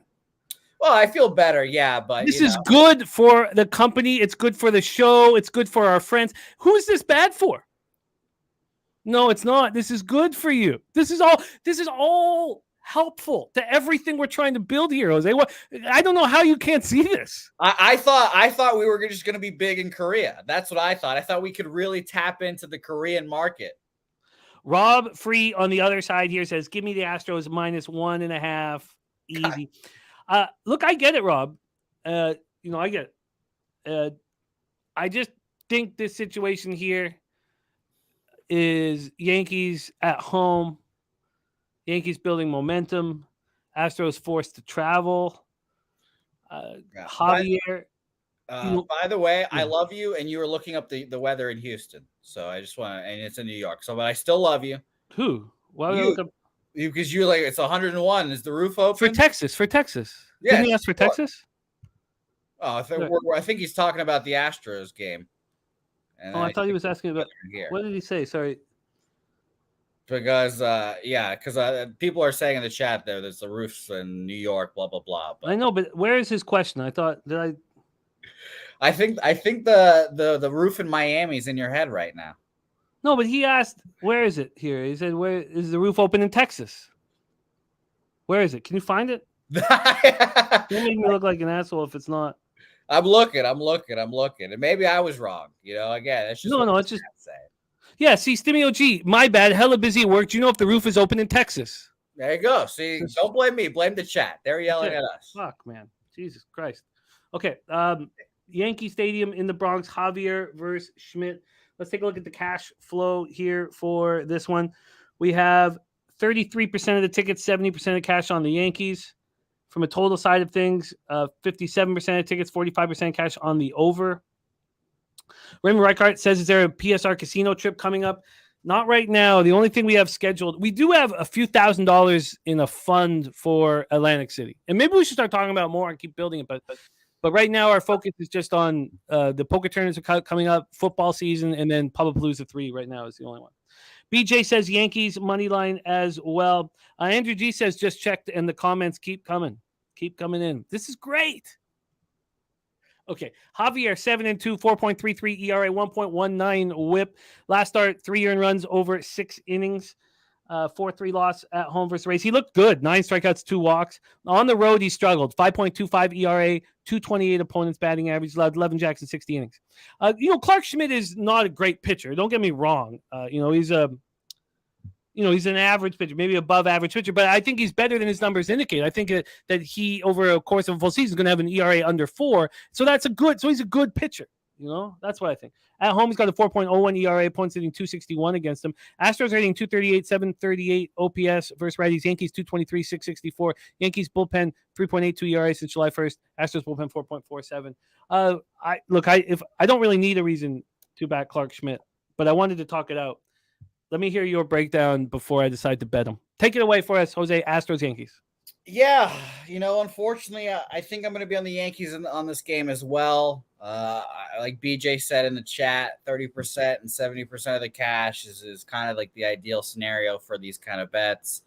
I thought this line was pretty fishy to begin with. I saw it open at like minus 110. I was like, that's weird because obviously the Astros are a much better team than the Yankees. So it just makes me feel like Christian Javier is going to continue this, mini slide he was in. And now his last 2 starts have been fine. Tampa Bay Rays, 6 innings, 3 hits, 3 earned runs. And then Oakland, 5 1/3, 1 hit, 2 earned runs. But if you just go back, those starts before that are pretty rough. So I'll trust Aaron Judge. I'll trust the lads here. They just had a big offensive day yesterday against Shane McClanahan of all people, but they hit lefties well. Their numbers against righties are horrible. But I'm hoping for a Yankees win here today, and as much as it makes me uncomfortable to say that. So I am going to move on the Yankees. Money line here at our friends at Bet Online here. They have them at minus 107. Yeah, Pinnacle minus 106. So, I'm going to join you. I think it's a nice spot. All right, let's move on. Next up for us, 7:15 p.m. Eastern, Pittsburgh Pirates 48 and 59, 22 and 31 on the road at the Milwaukee Brewers 58 and 51, 29, 24 at home at American Family Field in Milwaukee, Wisconsin. Raymond Reichart says AC in the fall for football, NCAA, NFL may be a good idea. Weather's still decent. It's just we need longer to prepare for these kind of things. So I honestly I don't. But let me just always say that there is like $3,000 at least that's been sitting there that's untouched, and maybe we could start building on it some more. And we certainly want to do it. I just don't want to. I hate, I came from the film and TV world where it was everybody's in a dream fucking world, and they would always say like, "Oh, I'm going to do this and we're going to do that," and it was like none of it ever happened. It was all just talk. It was all bullshit, and I hated that about the industry. So I try not to say, "Oh," just to it's just if something is going to happen, I want it to be a real thing where I'm like, look, this is going to happen. I don't want to just say, So, Slow Jams Arsenal says, anyone like the Browns tonight? We have our guy Dutch Boy Fresh on the Browns, Matty Ice on the Browns. There a few cappers came out because all I had seen was the other side of things. DC Capper is on the Brewers here. We have Mitch Keller going up against Adrian Hauser. There's Tease in the house. What up, Tease? Yes, I'm going to be on the Yankees. Yankees. So I'm going to be with Jose and Razor. Going up against Ron Crawford, Rob Free is not a situation I'd like to be in. But I am going to be betting the Yankees because it does correlate with the way I kind of saw the game. So, Okay, back to this situation here. Do we expect the roof to be open? Not that it's that big of a deal in Milwaukee, but let's find that out first here. I don't know. 91 Fahrenheit is probably too hot, right? Yeah, I would expect that to be closed. Okay, so roof will be closed. Let's move over to the line history here. On the money line at Pinnacle, we have the Brewers opening up minus 119 and now minus 125. Just 6 cents of movement. On the total side of things here, over to the total. On this total here, sorry, we have an 8.5. It's always been 8.5 at Pinnacle. There's been 10 cents of movement to the over. And then on the cash side of things, we have 63% of tickets, 79% of cash on the under. 63 and 79, and we have 10 cents of movement on the over. Okay. And then on the money line here, we have 37% of tickets and 66% of cash on these Pittsburgh Pirates and Mitch Keller coming off a nice start. He looked awful there for a minute, and he's coming off a nice start. 9.7, 3.97 ERA, 1.2 on whip.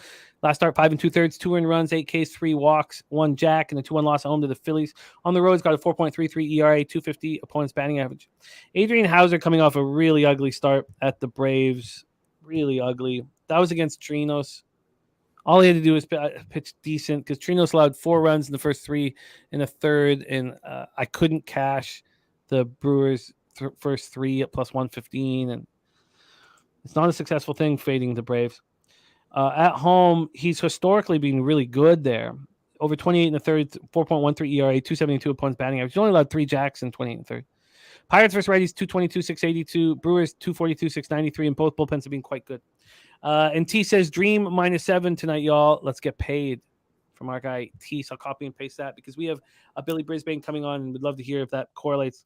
Take it away for us here, Jose. Pirates, Brewers. Yeah, I thought this was a Pirates spot.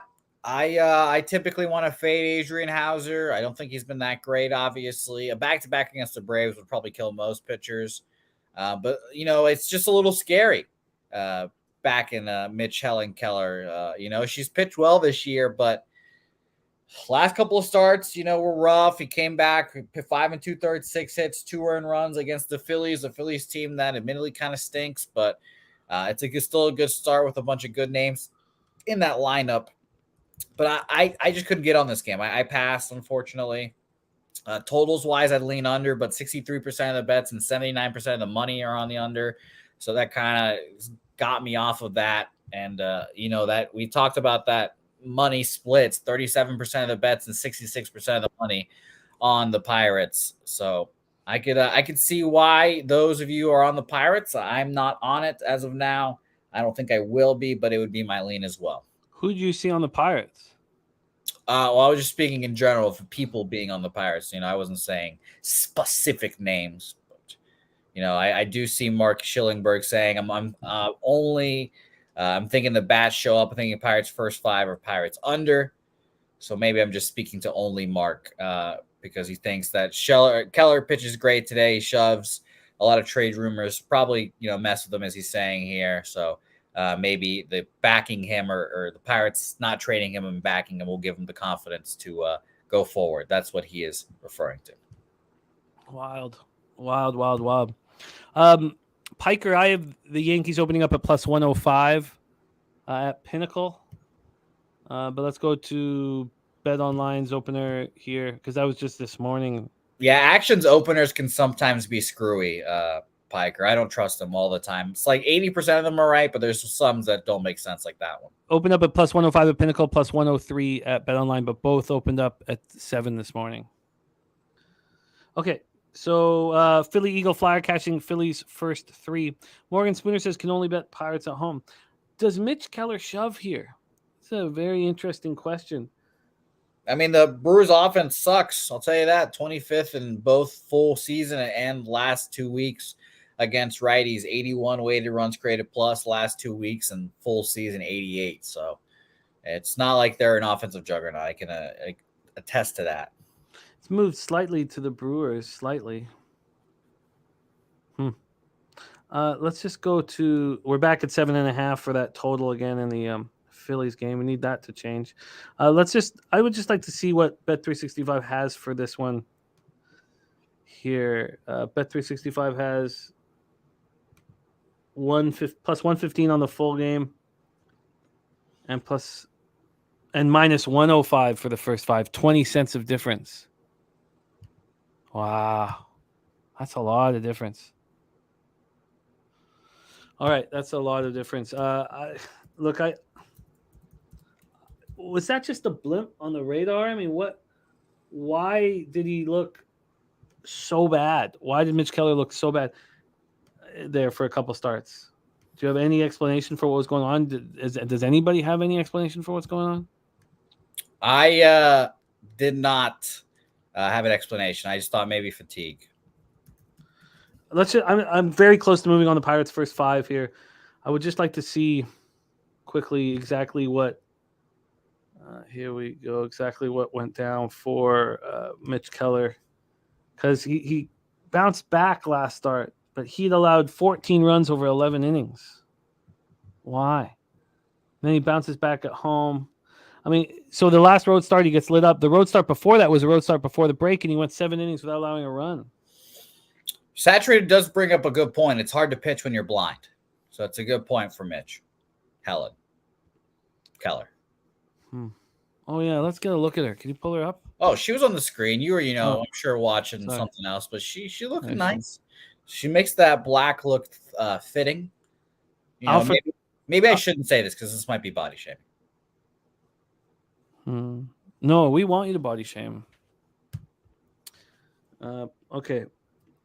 No, Raymond Reichart. Yes, the best case scenario for me, Raymond Reichart, would be if the Jets are losing before Streveler comes in.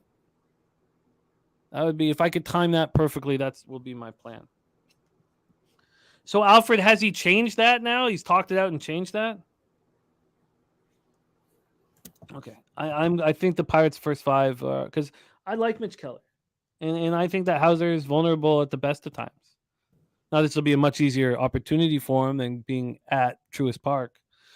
Okay, 7:45 p.m. Eastern. Minnesota Twins 55-54, 25-30 on the road at St. Louis Cardinals 48-61, 24-30 at home. Oh, I like that. Making it short where Jose apologizes and we slap his titties again as punishment. That's great. This is all coming together. It's all coming together. Sonny Gray versus Matthew Liberatore. And here we go. Let's pull up the line history for this one.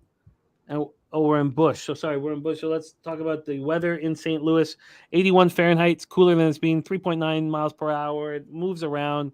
Side right to left are in, but it's very, very light wind. Let's see what Ballpark Pal thinks of Bush today. Minus 12% home runs, minus 3% doubles and triples, minus 3% runs. That is Bush Stadium. Let's take a look at the money line movement here for Liberator. We have it opening up at minus 139, now minus 121 for Minnesota. So a big move, 18 cents in that direction, in the St. Louis Cardinals direction. And then let's take a look at the cash flow then for this spot. We have 52% of the tickets, 47% of cash on the Cardinals, and money moving there. From a total side of things, 80% of tickets and 90% of cash on the under. Wow, 80 and 90 on the under. That's and DT just took Keller's K's over at minus 110. Oh, I'm curious what the number was over. What was his number for K's? All right, so Mike M says Thursday night series finales. Yeah, Paul Taylor, the Sailor, it's off the top. I'm on the first half under and full game under, but it's off the top. I can't wait to watch the game. 5-14 straight up, 4-15 to run line fade spots for St. Louis Cubs and Dodgers. All right, Liberator is a question mark here. He only makes it through a third of the inning. Ron Crawford says KBO Kia at minus 1 for Ron Crawford. And he's been destroying KBO baseball. So Liberator only makes it through a third of an inning in a 10-line loss at the Marlins. He's been quite good at home, 3.38 ERA. Hasn't allowed a jack. We're only talking about 18 2/3. They have hit 301. Joe Yerker says line dropping on Toronto. Much love to you, Nate Dogg, my guy. Sonny Gray, 4-4, 3.22 ERA, 1.27 WHIP. In his last 30, went 6 innings, 3 earned runs, 1 homer, 5 Ks in an 8-5 extra inning loss at the Royals. Twins versus lefties, just 227, 641 OPS since July 1st. Is this perfect opportunity for Liberatore? God, it's hard to back Liberatore. Take it away here for us, Jose. Twinkies. Oh, did I not talk cash? I think I did. Yeah, I did. Take it away, Twinkies, Cardinals. No interest in this game either. Matthew Liberatore has been up and down like we've talked about. The only reason I would want to back him here is because the Cardinals are so bad against lefties, and I think the Cardinals' offense is still intact, but I ultimately just passed on this game pretty easily. We need you to start capping KBO. Mike M is right. We got to strike while the iron's hot. I'm more of an MPB guy, but I guess, we need you to start putting out Korean baseball videos ASAP and body shame. So then they know that it's not just a woman thing. You body shame all people. Yeah, true. Shout out to Lance Lynn. I like it. I like it. By the way, I just made the mistake of looking at my phone again, just seeing just floods and floods again. So that was a mistake. My palms are re-sweating, and Andrew G, just click on that one tweet and you just see waves and waves. Andrew G. Oh, Fanatical Jim, K-Props with K-Pop. Oh man, this is coming together. You have, no, Mike's right. He says you have not done enough in Japan yet. Yeah, no, we only stick with the countries where you're, big part of the wild. Yeah. All right. Wow. God damn. I do not want Matthew Liberatore, but fuck. If somebody else gave me money and said, do whatever you want with it, but you have to bet on Twins Cardinals, I would bet on the Cardinals first 5. God. Sonny Gray did look a little better, but that was against the Royals in his last start. Okay, let's get back to action here. 2-0. Lorenzen is shoving. This is not good. No, not ideal. Not ideal. The live total is down to 6.5. But we do know that these bullpens are exhausted. Okay, so I don't think I can move on the Cardinals first 5, but I want to. I'm going to have to leave question marks there. All right, let's move on to 8:05 p.m. Eastern. We have the Cincinnati Reds 59-51, 31-25 on the road. The Chicago Cubs 55-53, 29-27 at home. Wrigley Field in Chicago, Illinois. The Cubs have scored 36 runs in their last 2 games? Is that right? Something ludicrous. Are you frozen, Jose? Are you deep in thought? Oh, he's frozen. Should we keep him there? Should we leave him there? He looks so focused.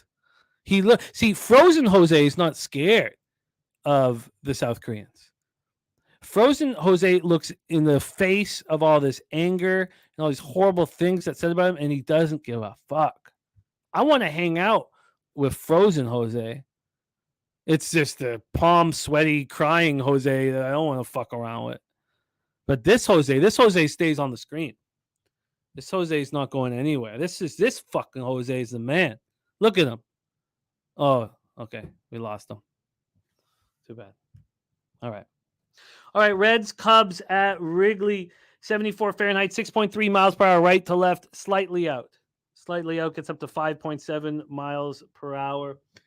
Take a look at what Ballpark Pal thinks about this. I guess there's been an overload. Power has gone out in Jose's spot. So we have, I think, all the hate that's been coming in, I guess. Mike M says, I've said this for a 2-1. Thank you, Coin. That's what I needed.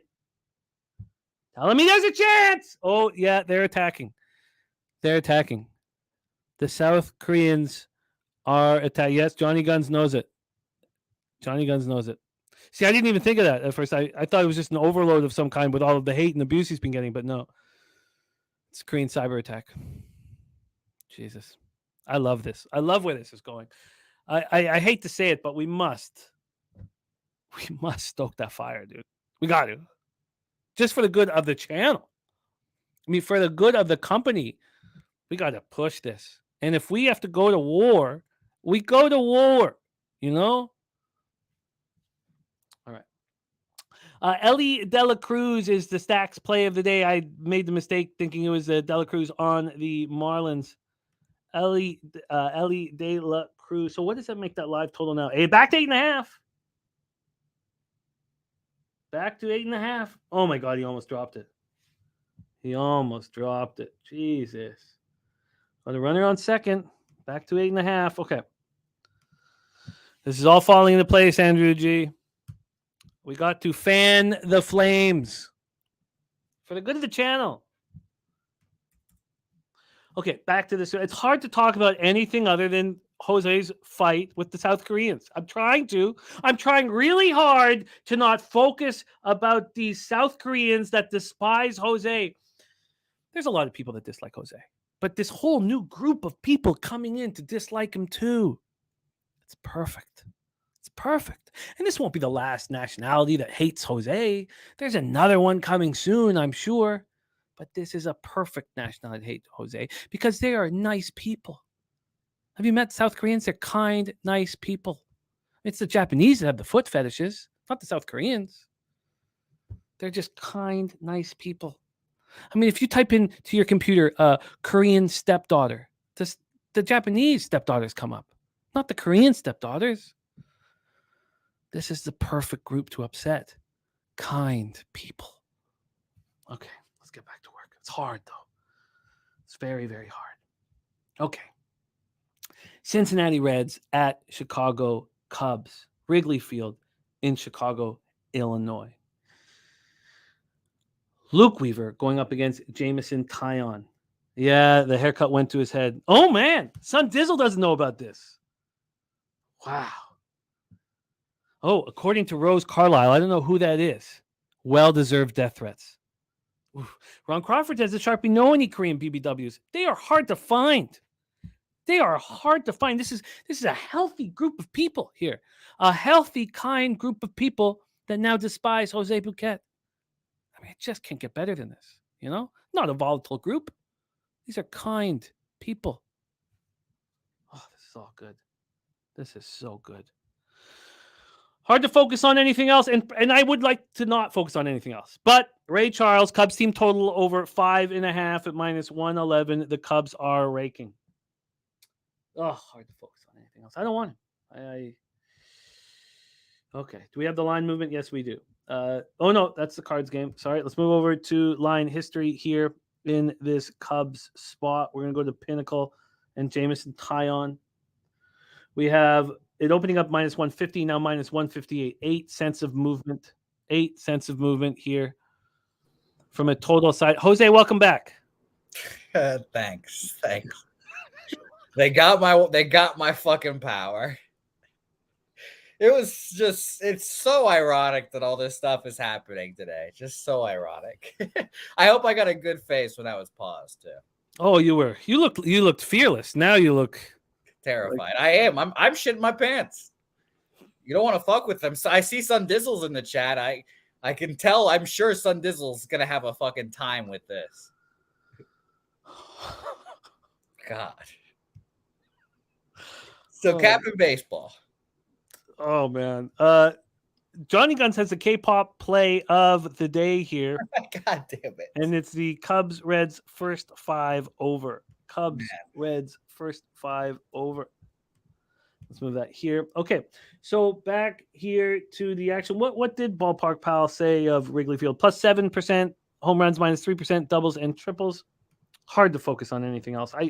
I'd prefer just to talk about this. I mean, this is the most important. This is the best thing that's happened to our channel ever. Well, you want to tell Sonny what happened? Because he has no idea, I'm sure. You're going to have to go back. We're not going to rehash. We only want new jokes, not old. New jokes. Well, fucking Mike M just reminded me that once upon a time I was the supreme leader, and now I've fallen. The supreme leader, down bad. Mike M says, is this the intersection of Crybaby, Pussy, and K-pop play of the day? It might be because, look, I faded the Cubs yesterday, and you'll say, well, how'd that work for you? It went fine. You know, it went fine. I cashed the first 5, the full game team total over for Reds. I pushed the first 5 and lost the full game. God, I think I have. God, we have one South Korean guy in the chat, and he was great about the whole thing. You know, he apologized, for his people. They're such nice people. That's the thing. That's who you've upset. Probably the nicest people in the world. Well, shout out to them. I think it's mainly South Korean women that I've angered as well. So I don't know. Well, out of all of this, I'm going to get those fucking guys that turn their back on you. Okay, fair enough. And I by the way, I was called White again, and good. They just keep calling me White. I'm like, what are we talking about? My name's Jose. What is this? See, Mike M says he apologized to Jose. That's how nice they are. Oh, Nut Flush Allen is typing while he's driving his Pepsi truck. So I don't know if you can make anything out of that there.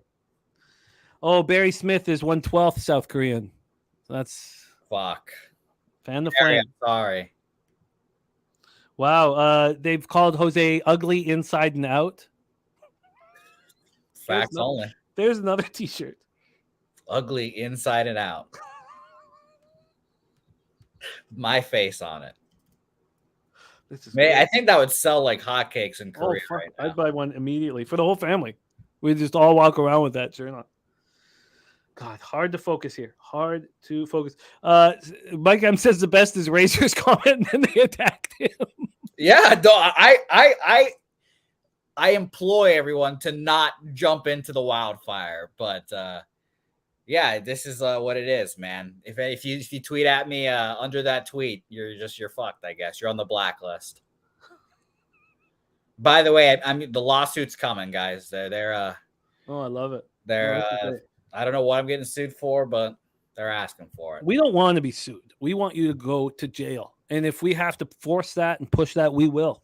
We want you to go to a Korean prison and cap your way out of it. You think they would let me? Cap? Yeah. Well, of course. They are nice people. Very kind people. All right. We have 87% of the tickets, 92% of the cash on the over, as the Cubs are just absolutely raking right now. From a money line perspective here, I can't wait to have Billy Brisbane on the show. I'm very interested in what Brizzy thinks about all of this. Brizzy's going to be like, what's going on? No. We know. Everyone knows now. Everyone knows now. Everybody knows. Kong's Clip says his supervisor just came up and asked me why he's laughing so hard that he's crying and not busy. So, look, you're bringing a lot of joy to a lot of your friends and colleagues. If I have to give myself up to make you guys laugh, that's what I got to do. I die for a laugh. Mike M says, can you imagine Jose swinging a pickaxe into a bunch of giant rocks in a prison camp? Oh, man. What are you in here for? I made fun of a K-pop star. Yeah, you did. That's, again, stupid comment. Whatever. No, I think that's fine. Luke Weaver coming off his best start of the year. He allowed 3 runs over 6 innings, but only 1 was earned. A 3-2 loss at the Dodgers. That's a tough lineup that he just shut down. Luke Weaver is not 36 years old. He's just 29. He should improve here. Wow, Jay's final take said he'd do prison time with you. He'd do the prison time with you, but he only could give you 2 years. 2 years max. Fair. That's really nice. Yeah, it's really nice. Jay final take. Nutflush's phone was being attacked for a comment that he made on your thread. All right. Fair. All right, this is just the greatest thing. Okay, so Luke Weaver coming off his best start. Yes, he's been bad on the road, but his numbers are actually better on the road than they are at home. This just does. Who cares? I don't know. Do we care about this anymore? I mean, I don't care about this game. I have nothing on this game. I don't give a fuck about this game. Tyon coming off his best start. Oh, no, he had that incredible start against the Yankees. Sorry. Coming off a very good start. 6 innings, 1 earned run, 4 Ks, 4 walks, 5-1 win at the Cards. At home, he has a 6.43 ERA. He's been terrible. Both these pitchers have been terrible. The public's all over the over. I wish it didn't move from 10 to 10.5. Reds versus righties, 234, 736 OPS. Cubs are hitting righties harder than anyone else. Kong's Clips wants to find out if Jose's fat finger is bigger than the Korean girl's arm. No, but you could put wagers for my arm versus her arm, and it'd be pretty fucking close. I can guarantee that. Yeah, you do have the arms of a female K-pop legend. And a meth head. They're not heads; they're junkies, meth junkies. Fair enough. Sure. Junkies. Fair enough. I want to be proper. Yes. So here we go, Jose. You want nothing to do with Cubs cards? I have nothing to do with this game. Like Rem Moss is saying, let the Koreans cap this game. Yeah, no, that's fair. That's fair. All right.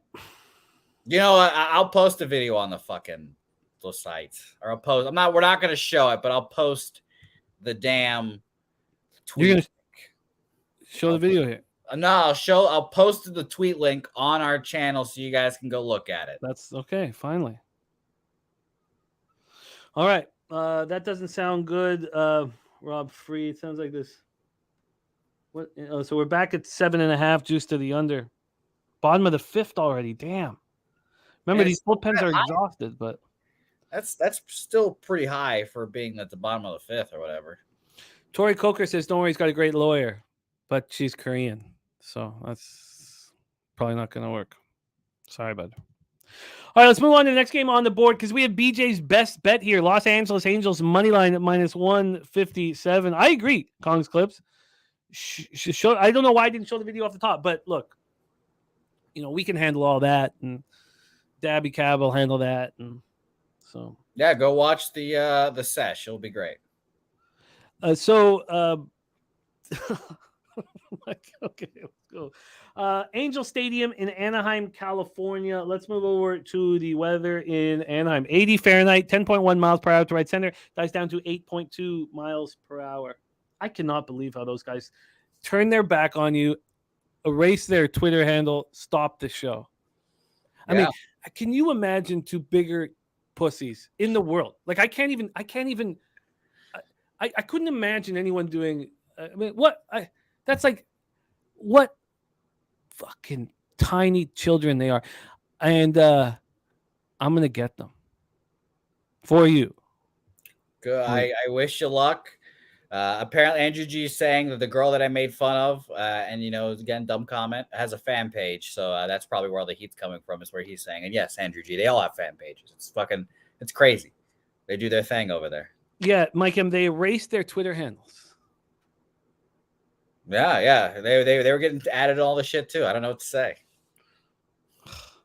All right, Fobatashi saw the clip. I mean, it's not. I couldn't believe it. I saw the clip and I was like, "Oh my god!"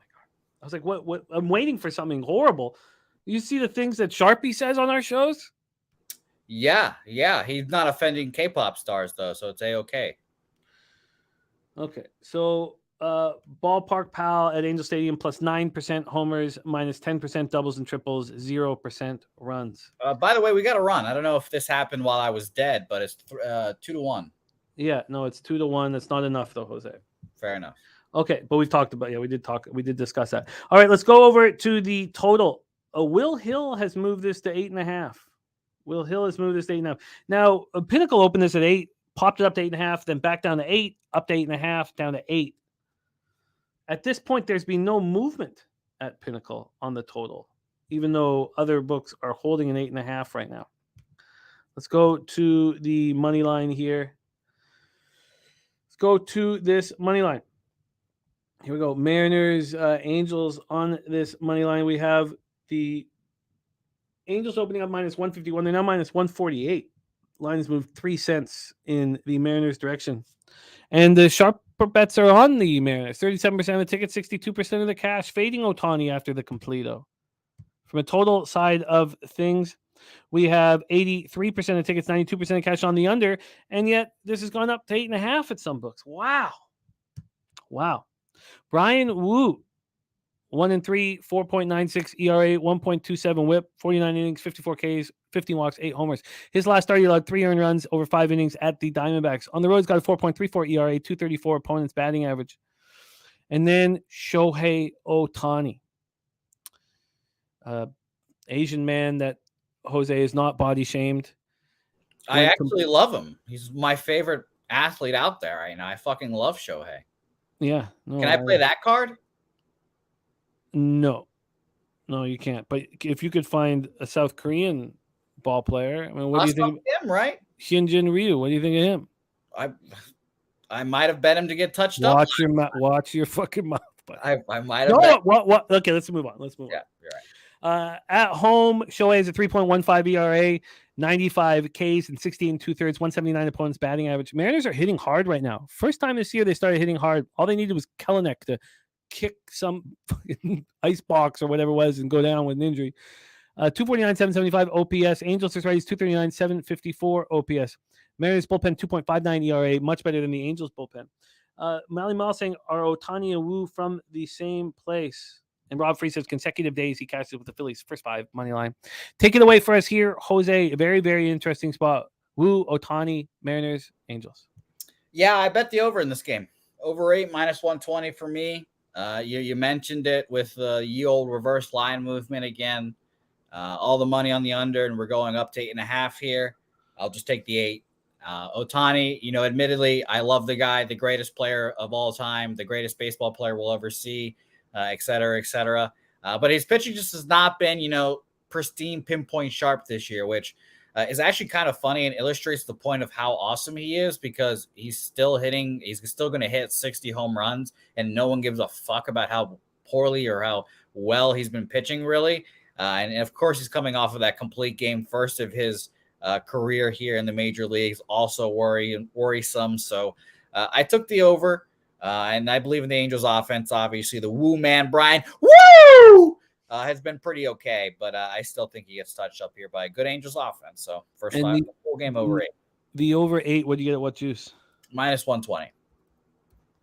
Wow. And now it's back at 8 at Penny. That's pretty wild here. What are your expectations of Brian Wu here? Well, it's more like the Angels offense. I just think it's good enough. It's good enough to take this guy deep. He faced him before in his second start of his career, and I remember backing him in that start, actually. 4 2/3, 4 hits, 2 earned runs, is a +125 favorite there, or +125 underdog, excuse me. A 6-2 win. I think the second time around will help the Angels, but I just think their offense, 12th in the last 2 weeks against righties, 112 weighted runs created plus, which is the same as their full season 5th, 112 weighted runs created plus. I think they just get to them here. And the Mariners offense has been great last couple of weeks. So I just take the over in this game and hope reverse live movement helps me out here. Wu's definitely American. But, I mean, he's got some Asian heritage, I'm sure, but he's an American guy. Wow. This is a fascinating spot. I bet you, I mean, this has got to be the most important start of Wu's season. Philly Eagle Flyer catching the Phillies first 5 to start his day. All right. So, Jose's on the over 8 at -120. Look, I'm interested in the over. By the way, shout out to Remo saying, oh my gosh, they got mad for that. I've heard Jose say things worse than that in the last 10 minutes. I'll defend your honor, Jose. Thank you, Ramos. Nicest thing Ramos has ever said to me right there. Yeah, I think Wu steps up here. I mean, he's I don't know if I have the balls to bet them, but I'm going to have to spend more time on the over and the Mariners here. All right, let's go to our final game on the card before we get into the WNBA with our friend Billy Brisbane, who will give us his thoughts on Koreagate. Oakland Athletics are 30-79, 15-40 on the road. The Dodgers 61-45, 33-20 at home. Dodger Stadium in Los Angeles, California. JP Spears and Julio Urias, lefties going up against each other here. And Urias has some of the craziest splits that you will find in Major League Baseball. 74 Fahrenheit, 8.7 miles per hour out to right field in Chavez Ravine. It is hot. Get into the weather here. We have at Chavez Ravine, get into what Ballpark Pal thinks of the spot. And they have Dodger Stadium plus 10% home runs, plus 3% runs. All right. You know what? Here's what I'll do. I'll give Dabby Cab and Nasty Nate. Well, each one of them can get a slap on the chest and one can get a slap on the back. We can post it as my repentance to the country of Korea, South specifically. No, but I mean, do you think you need a Korean person to slap you? Well, again, at the risk of being reviled again, there's not that many in San Antonio, and I don't know. Whoa. All right. Athletics, Dodgers here. Let's take a look at the line history in this one. Because Jose's not said anything bad yet. And yet is the key. We got to keep that. We got to keep this all in the good right now. There's been a 30-cent move to the Dodgers, minus 258 to minus 288. Let's go over to the total here in this one. Over here, from a total perspective, we have a juiced over right now. Opened up at 8.5, moved to 9, back to 8.5. We have no movement on this A's Dodgers over. So we have a big move towards the Dodgers, and a move towards no move towards the total. From a cash flow side of things here, we have it's over here. 68% of the tickets, but just 47% of cash on the over. Let me just go back to this total here. It went up to 9 at one point, and it's sitting at 8.5. You have the public on the over. Then from a money line side of things, we have 39% of tickets, 87% of cash on the A's, which tells us that it's very possible that Sears pitches well here. Very, very possible. Yeah, I didn't get a total for this game. It was weird. They released the lines, but not the totals. Thought that was weird for me. Sears coming off a nice start in Colorado. He's been good on the road. 214 opponents batting average, 2.84 ERA. Urias has been so good at home, coming off back-to-back. Having a consecutive home opportunity. He just allowed 3 earned runs over 6 innings against the Jays. At home, he's got a 2.47 ERA, 203 opponents batting average. His ERA on the season's it's creeped up to almost 5, 4.98. The A's are actually hitting lefties a little bit, 248, 692 OPS. Dodgers are smashing them. Actually, 267, 833. And the A's bullpen's been quite a bit better lately. So has the Dodgers bullpen. Take it away here. Our last game on the card, Jose, A's Dodgers. I probably just fade the minus 300 Dodgers here, but I pass. Again, this is just not a game I want to bet. Though, Jimmy, you'll be happy to know that my friend group from where I grew up is now sending some of those tweets in the friend group now and just laughing their asses off. Oh, that's great. Oh, everybody loves this. Yeah, you want me to read one of them? Sure. This one I think is good. You ugly ass bitch. I'll literally skin you alive and feed it to you. And I also got, you're a wanker and Liverpool is a dead club, because I'm a Liverpool fan. So there's various degrees of what you get here from the Korean community. Sure. Oh, this is great. This is all great stuff. All right. But that was you. Who sent the skinning you alive? Who sent that one? I can give you a name if you want it. I think I said they're in my group chat now. Shout out to Evie. I don't know. That's her name. Shout out to at HE or HYE Wanette or whatever her name is. Interesting. So it's very interesting. Yeah. Sky Dragon says, I know I clearly missed some stuff, but why are people so mean to Jose? We'll hear. You can start catching on as we go along here. What do you think of this first 5 under 5 in Chavez Ravine? So like I said, I haven't had a line in this total. I looked at Bet Online; they have an 8.5. I'd lean under in this game.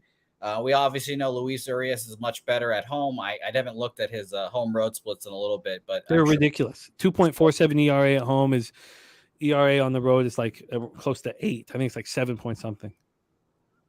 Yeah, and JP Sears, is a good pitcher.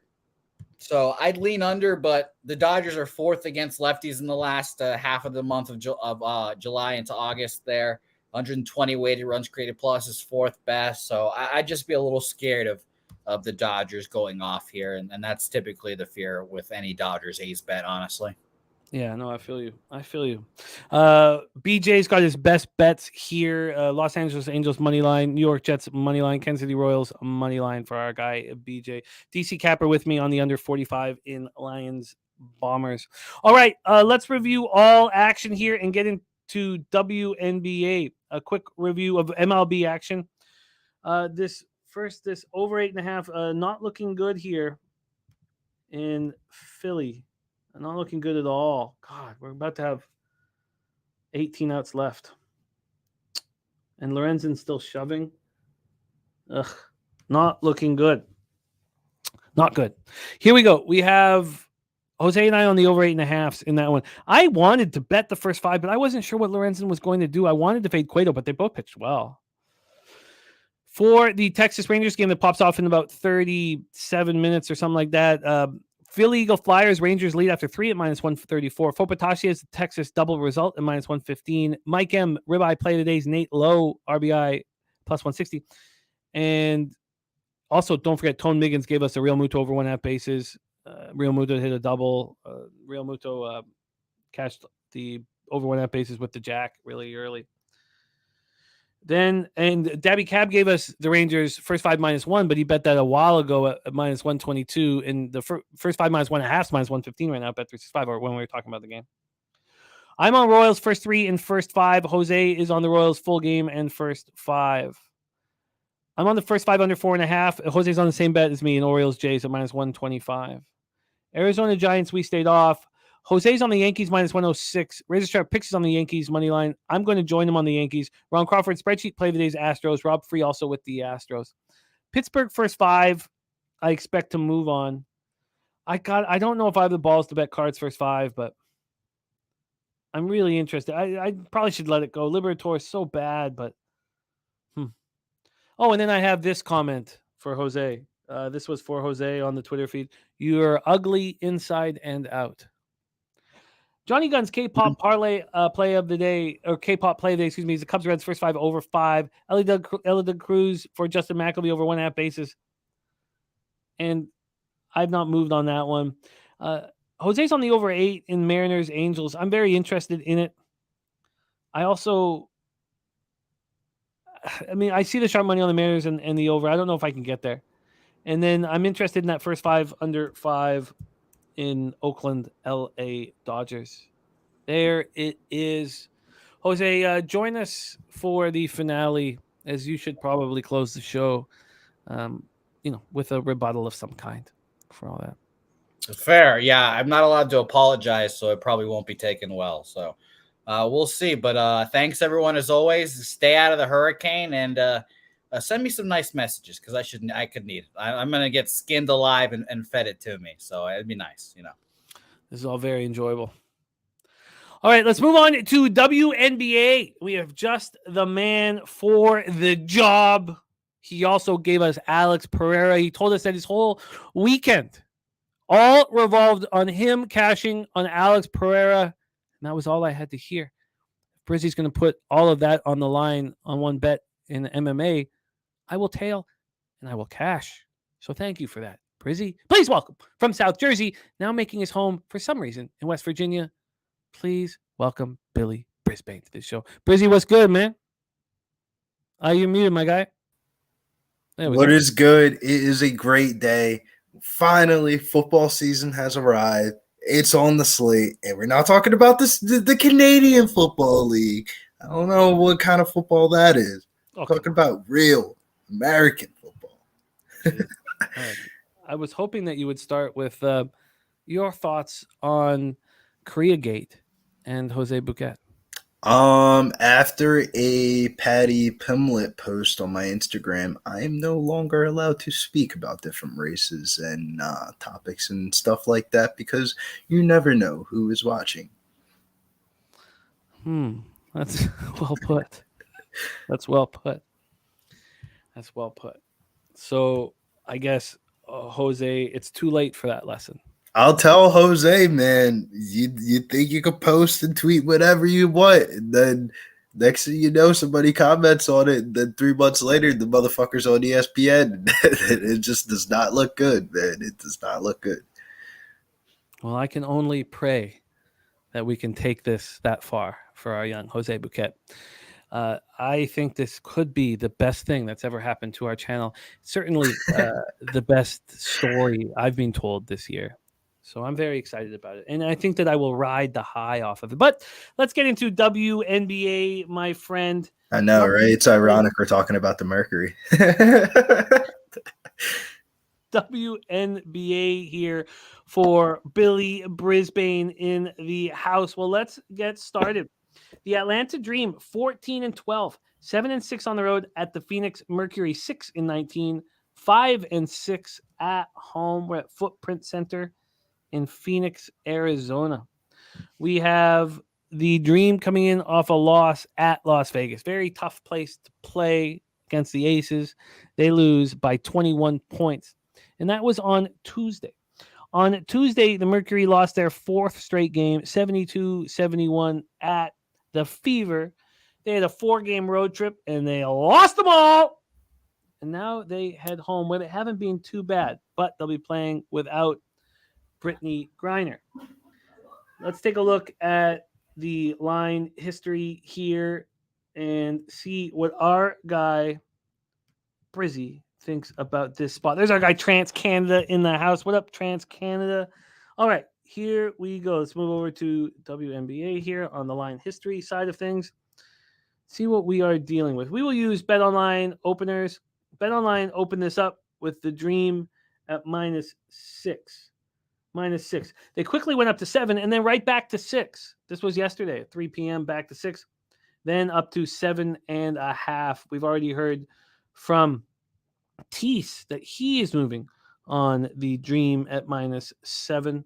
From a total side of things, this total keeps climbing, Brizzy. It keeps climbing. Opened up at 159 yesterday at 12:30 at BetOnline. Got up to 164.5 last night at 8:10 p.m. And then there was a drop, a quick 2-point drop. It's now sitting at 163, but we've had a 4-point move to the over. Luke Murphy says Taurasi will feast tonight. I'm right there with him. And we will not have a clip of Jose talking about any of these women, so we're safe for any more drama here. Take it away for us, Brizzy. Dream Mercury at the Footprint Center. Yeah, the Dream are looking to bounce back from their loss against the Aces on Tuesday night. They're heavy favorites on the road here versus Phoenix here tonight. But I'm staying away from such a big spread. The Mercury do have the second worst record in WNBA, 6-19 this season. It always feels like every time I come on the show, I'm always talking about the bottom feeders of the WNBA, but we always end up finding value on them. And the Mercury are going to be without Brittany Griner tonight, and there could be a special celebration for this evening. Diana Taurasi is 18 points away from breaking the 10,000-point mark and being the highest scoring WNBA player ever in history. I cashed out watching one. Why'd you cash out? Because when Ozzy, what's that dude's name of the White Sox that he used to play? Ozzy Gian, the announcer. When he's like, yeah, this team's bad. They got a long 2 months left. They can't even put up one run. Yeah, when you showed me the ticket, I was like, I would not bet the White Sox. But they're going to win. I'm telling you, they're going to fucking win. I cashed out because I got no balls. I got no balls right now. You got to just ride. You got to ride with something. I got no balls, bro. I would not ride with the White Sox. Dude, all that money, you think Vegas is going to let motherfuckers cash? Yeah. It's Thursday. Nah. so what is your plan? Taurasi, are you going to move on? Yeah, I'm moving on Taurasi. She's 18 points away from being the highest WNBA scorer of all time. And she's been ultra aggressive in her last couple of games. She's had 53 points in her last 2 games, averaging 26.5 points per game. The Dream play at the fastest pace in the WNBA, so that gives the Mercury more possessions. So I think Taurasi is going to show out tonight. Diana Taurasi, 20-plus points, -150. And this is one for the weed smokers out there in the world, because we're going to be rolling up one and cashing this ticket to end out the night here. Diana Taurasi to score 20-plus points and the Phoenix Mercury to win outright, +420. Ooh. Taurasi, Diana Taurasi plus 20 points, and the Mercury to win at +420. Ooh wee, that is a big one. Polo this, Polo that says Method of 10,000th point. Free throw at plus 400. Layup at plus 400. I would bet probably. Honestly, one thing that attracts me, I know this doesn't answer the question. One thing that really attracted me was the under on the assist prop on Diana Taurasi tonight. We know the bitch ain't passing the ball tonight. She's going to be anytime she catches the ball, she's shooting the ball. She's not passing the ball tonight. So, as I digress, I'd probably pick 3-pointer. And Rob Free has told us that Luis Robert is not in the lineup tonight for the White Sox. Yeah, So, that's what he was just saying to me. Okay, that's the reason yeah. why he cashed out. And he told me he's betting the White Sox. I was like, ooh, I don't know. All right. What a fun bet to close the show on. Diana Taurasi, 20-plus points, and the Mercury to win. Same game parlay at plus 420 for Brizzy. Brizzy, talk to us about the podcast. What's the plan for the podcast? Podcast just recorded for UFC Nashville. That's going off. We got PFL tomorrow night. I actually don't have the lines in front of me. I was going to say PFL tomorrow night. Follow me over on Twitter. I usually post some prop bets on my Twitter page for that. And then anything else do we have going on? Big UFC card this weekend. Big fight weekend just in general. Jake Paul versus Nate Diaz. That's going to be an absolute banger. So the fight year is just kicking off. And we have NFL Football Hall of Fame game tonight. Did you guys talk about the Hall of Fame game at all or no? We sure did. What's your move on that one? I'm eyeing up a live over. I agree. That's how I'm looking at that one. I'm even looking at the first quarter under 6.5.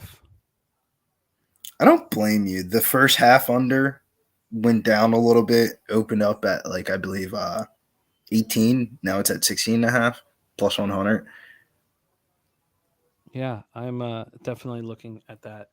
A Belsa's dream money line in a mix of sports parlays.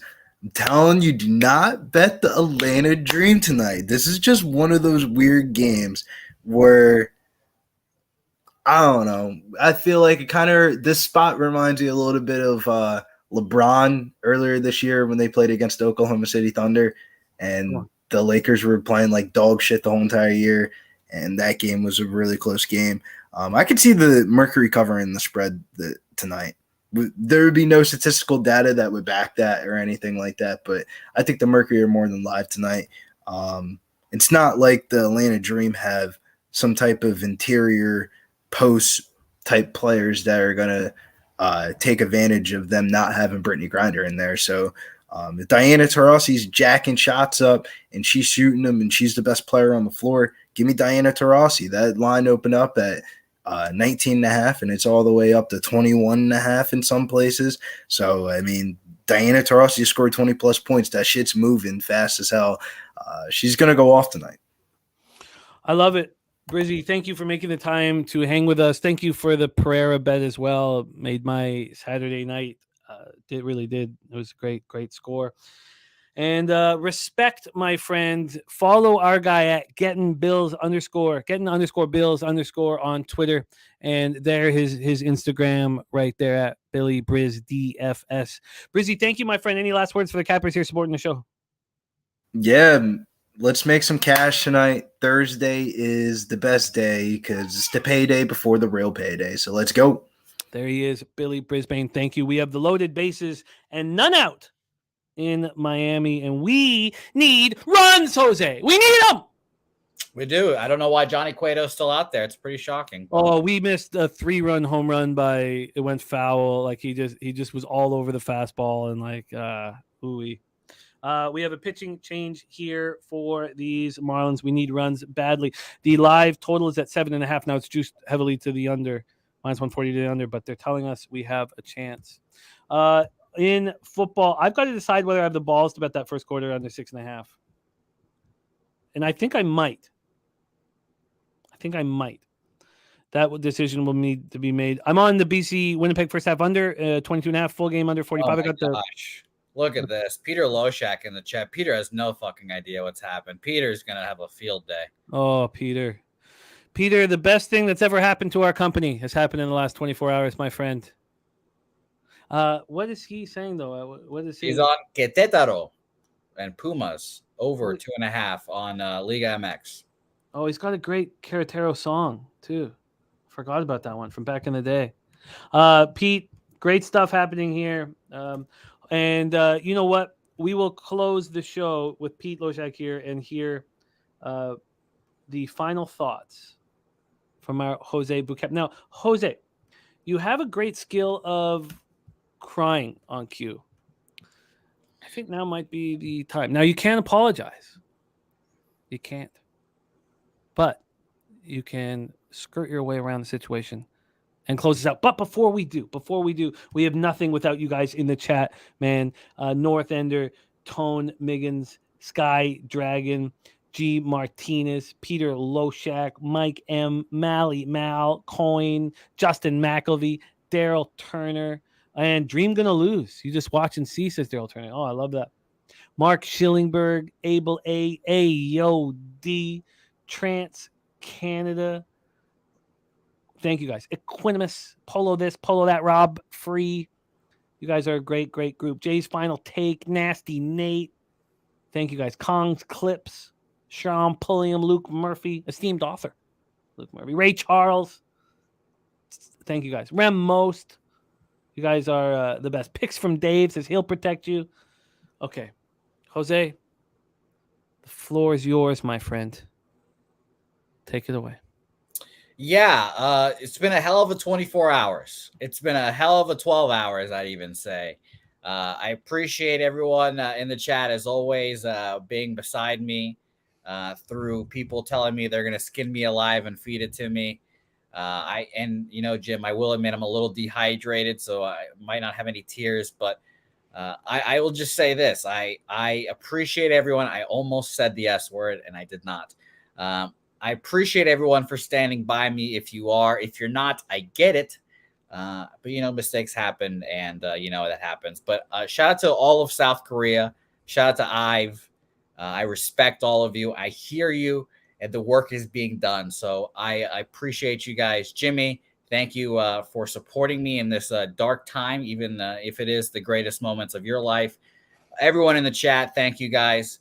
And hopefully we'll see you guys tomorrow. I'd like to, have confidence that I can walk down the street without getting ski masked myself. But I don't know what the stands are gonna do here. So say hey, guys, and we'll see you guys next time.